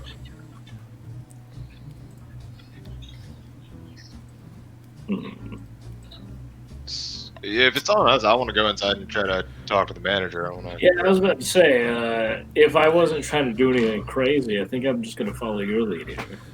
I'm gonna kind of walk into the bar, not too boisterous. I'm obvious enough, and just look for Clenched Jaw. Well, it's not that hard. He's there behind the bar. He looks up at you and goes, "Welcome to the tavern. Name's Clenched Jaw. So's the tavern. What can I get for you?" I say, "Oh, the dude we're looking for," and I go for a high five. He just kind of he doesn't reciprocate. He leaves you hanging. Cool. I high five myself and go, "Don't worry about it," and then go, "All right." Take about 30% off there, champ. I'm gonna give a gentle nudge in the ribs and say, "Well, what's your special tonight, Clenched Jaw?" That's him. It's like, special? Well, we drudged up some of the namesake oysters, and we've got some of the silver salmon. Ales on tap. Got a couple bottles of wine. Do you have any stouts? I have a couple, yes, actually. I'll have a stout. Wonderful. Here, it's it's an Usalavic dark. Excellent. I'm gonna sip at it. It tastes very gothic for somehow. Excellent brew, friend. Yeah, that's what I say. And you, Elfo boy, can I get you something? No, I just want to watch. Fair enough. Just don't hog a seat. Fair enough. And just looking around right now, it's actually relatively quiet and subdued in here right now. People are just sitting there calmly enjoying what appears to be like lunchtime stuffs, or calmly sipping their ales. Now I'll say, Clenched Jaw, I've heard this was the most legendary tavern in the city, and as a legendary tavern goer, I was pretty interested, but this is a bit tame. It's like, I don't know what legends you've been talking about, but I try to run a tight ship here. If you're talking about, if you want to go somewhere and have a bar fight or anything, you can visit somewhere else. I try to keep a clean establishment here. On the front door. I've heard it's a great place to have a drink, and recently, a great place to have a brawl.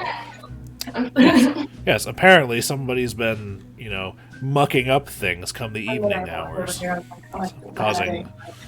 I don't know. I've been pretty tired the last couple of weeks. I'm not entirely sure why, but apparently, I think someone might be spiking my, drinks or something, because I think they just want an excuse to rough up my tavern. And quite frankly, I'm getting sick of it. I don't know how they're still getting it to me. I stopped drinking the ale a while ago. Well, we'd have to figure that out. And could put me up, I'd be happy to play some music. What kind of music do you play? A little bit of lute, performance vocals. All right. I can play fiddle a bit. Well, that's something I'm enjoy to see. He says, looking at you. He appears to enjoy the idea of a Viking playing fiddle. Yeah.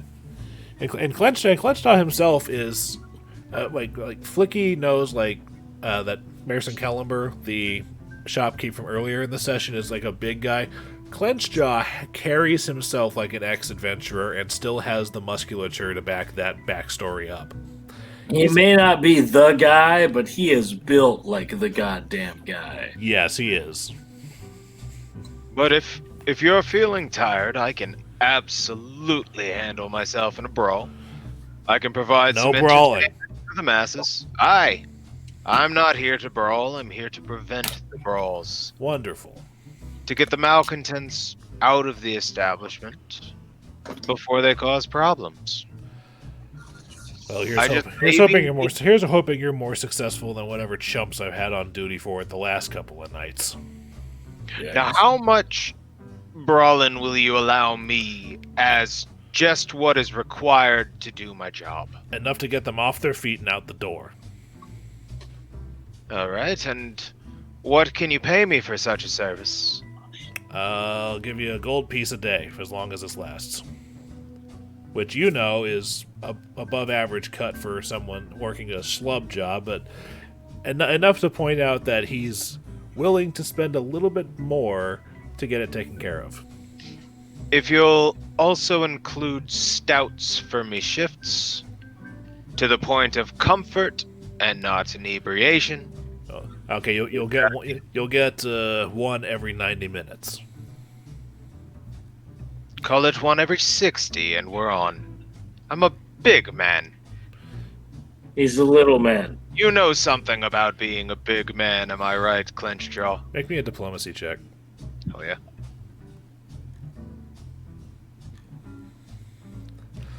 I think you should be satisfied with the fact that I'm letting you drink for free and I'm paying you a gold for this. Oh, you know, you are right, friend. First night's on me, except the beer. All right. Well, again, most of the trouble doesn't start until around, I don't know, late afternoon. So if you want to stick around until then, be my guest. But you're probably going to be pretty bored until then. What time is it right now? It's about 1. Is around 4 is when shit starts to hit? Yeah, he says 4 or 5. Late afternoon. Flickie, now is the perfect time for our little experiment. Will you put on a show while I put on a show? Absolutely. See how much coin we can rake. Absolutely. All right, This would be you, Dillon, rolling perform to assist Sugtok's perform roll. Rolling perform to assist. 19 plus. It's okay. It's high enough to increase Sugtok's by 2. That's how assisting works. All right, cool. That's where we're going. Okay, so you put on a music and light show at Clenchjaw's. Nice. People are impressed by it. Excellent. Yes, whatever musical instrument that Sugtok is manning to play at the time. Fiddle. Fiddle. You come up with a little like light shows and whatnot, like rearranging constellations behind him as he plays the fiddle and dances around. There's a little bit of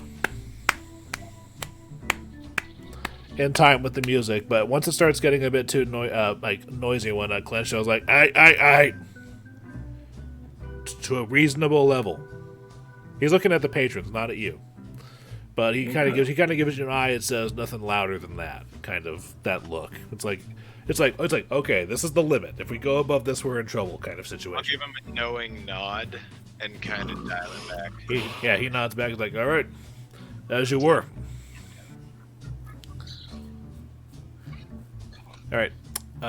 Is anybody else doing anything today? No, okay, so Roger's studying and Tib'resh is mapping all day. So 5 o'clock rolls around.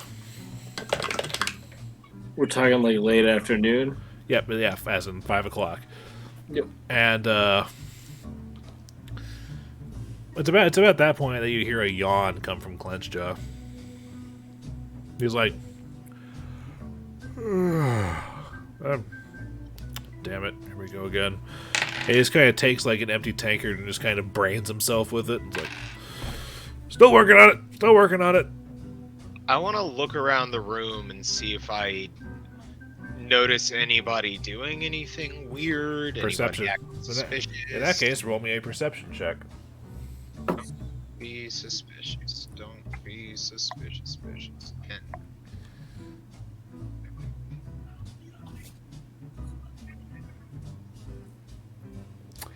You don't see anything at the moment, right now.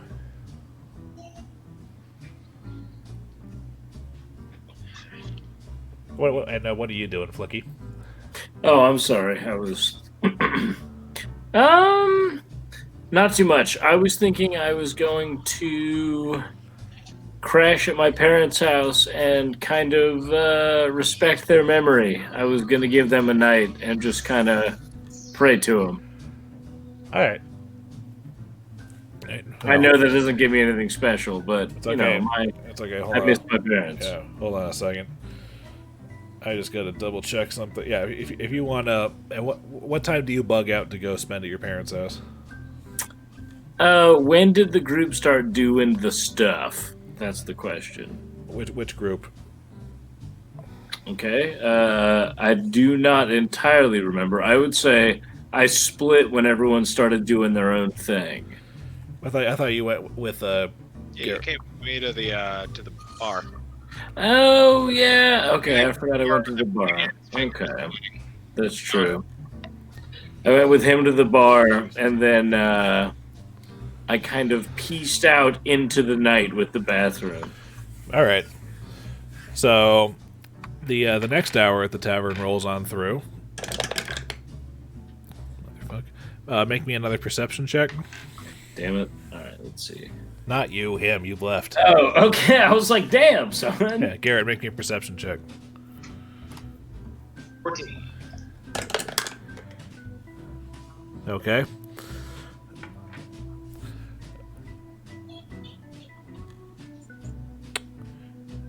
You notice at the top of this hour that it seems that Clenchjaw has sat down in a chair behind the counter and has fallen asleep.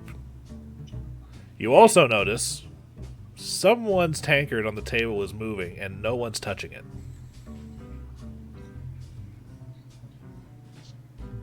So I noticed the tankard is on the table moving, Correct. and no one's touching it. Correct. I wanna. Is there anyone near the tankard? Yeah, it's someone's active tankard. It looks like it's inching towards the edge of the table like it's about to spill into someone's lap. But that's all I see is the tankard moving? Yep. Is there any way for me to know what might be causing it? Or I just know a tankard's moving? You rolled a 14 on a perception. That's what you get. Fuck. I wanna reach over at the tankard and try to stop the tankard. As you start approaching the tankard, it stops moving. It's like the fucking ghosts in Mario. And as you back away, the tankard does not move again. Okay.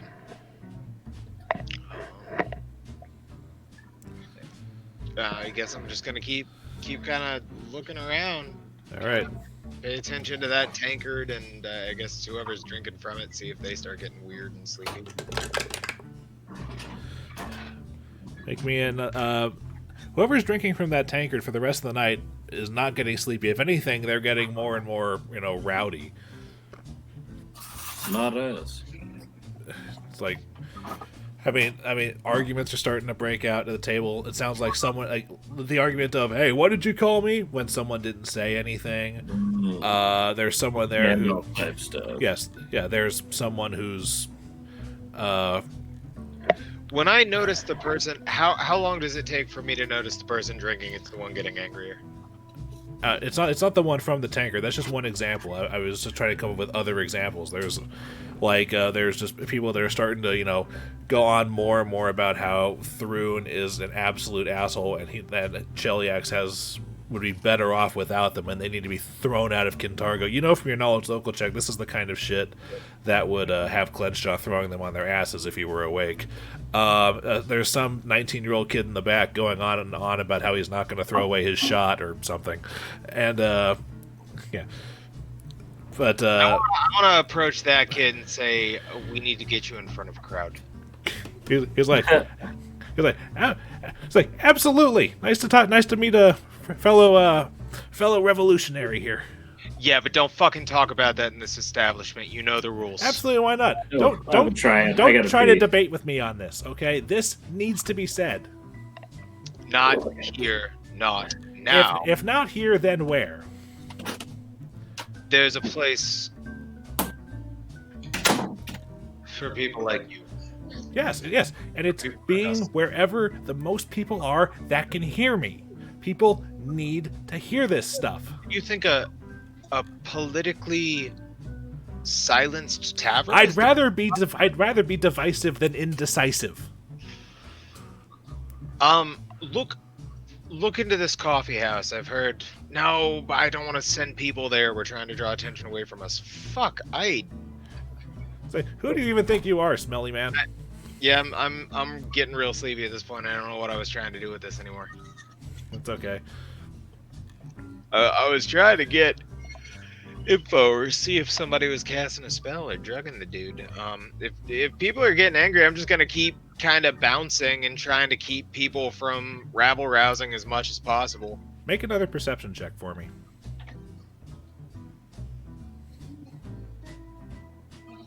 A natural 20. Okay. While you're busy debating with the young man whose name you learned is Adam Sandler Hamilton of the Cypress Point Sandler Hamiltons, you notice that behind him there's a weird shadow on the wall. It almost looks like some sort of creature with butterfly wings. The candlelight appears to be catching it.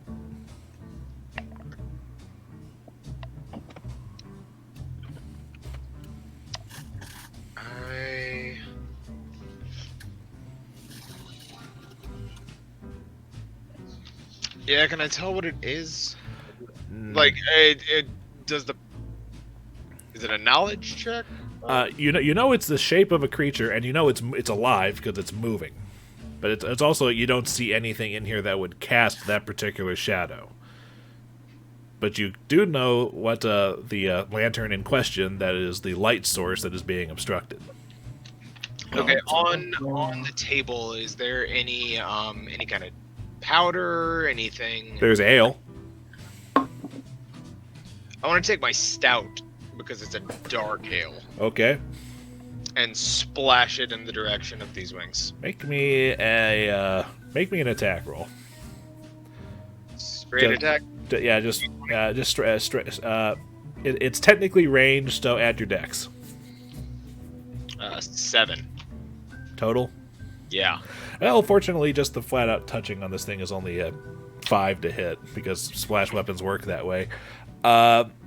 You splash... Don't forget to add your bonus. Funny. Yeah, no, he rolled high enough for what he's trying to do, because the stout covers some sort of creature or whatnot. There's a high-pitched eep! And the thing starts, like, it like jumps off the table, like shakes itself almost kind of like a dog, and then makes its way towards the door. Yikes. I wanna try to... Is it have to move past me to do this? Yes, but you can also tell this thing's probably about the size of a house cat. If I can put forward a motion, it's like 10:15. Yeah, I know. I'm trying to wrap this up. Oh yeah, no. Let's just hard stop, pause, and we'll... Okay. Yeah. All right. We'll hard stop. Pause with you chasing some sort of creature. I'll get the XP up, and then we'll call it. Pass it out. I feel like that's a good cliffhanger. Is splashing it, finding the thing that goes. Yeah, we've got jumps something. down. And next time. Yeah. And next time, what is jump right in? Who's that Pokemon? Because you did see the shadow. And I can show up. And I can show up late next time because there won't be anything for me to do for like the the first hour. All right, so what's our max experience for this session? For There were a lot of tangents today that were fun. I'm happy to provide. For defeating the Reef Claws, Having fun. yeah. For preventing the Datari inspection from finding your basement, and for identifying that the wasp nest was sabotaged, you each get 600 experience points. So what is that? 4,500? If my math is correct, yes. What's That the is just a level little bit shy. You level up at 5. 5,000. Damn. Next up? session. Next session. Yep. Oh yeah, Ooh. good session, Joe. And good call, Roger. It is definitely sleepy time. Yeah, I was trying to wrap this up quickly. That's why I let the beer attack hit. It's like just move this along. Just make it happen. It's also figure it out next beer, time. so it's not that hard to imagine it splashes. We'll do the next 2 days. We got through almost an entire one. Yeah, this will be great. All right. Yeah. So a week and a half until we do the next one, I guess. Yeah, for real. Yeah, and Luke, keep bugging me before next time we play. I expect to have names for my parents, names for my master, and all of the tenants of my creed. Oh yeah, I had to bug Dillon for his parents' names because otherwise his mom was going to be named. I saw. He showed me a little bit of it. Say what it was. His mother was going to be named "Smooth" by Rob Thomas, featuring Carlos Santana von Elfo.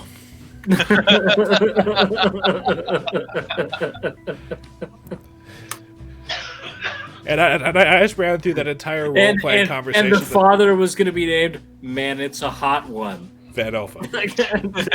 But And like that entire role-playing conversation he had with Mia Lari, I was inserting that. It's like, oh, so you're Smooth by Rob Thomas featuring Carlos Santana von Elfo's son? It was funny. It's good. It's funny, and then you say the Van Elfo, and it's twice as funny. I know. I feel like it's really funny the first probably 4 to 7 times, and after That's that, the whole joke. There's too many things to say. Which is why I was like, it's funny now, but let's get some actual names. just slip is by the end of it.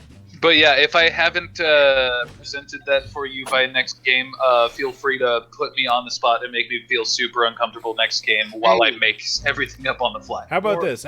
If you don't do it, then you won't level up with everybody when they hit 5,000. Oh, You will stop at 49.99 next session. You've got a hard level cap until you've accomplished this accomplishment. If that's not the motivation you need, then I don't know what is. Completed storyline. Tib'resh, what was your mother's name? I don't know. They left me at the monastery, but I do know that my master's name was Mick Rib. Well, if only your legs were It's not why- small. It's why I can never grow beyond level 2. I'm never going to become better than this. All right, guys. All right. Good, That was a lot of fun. good night, everybody. All right, See that you was a good next time. time. All right. We'll talk to you guys soon.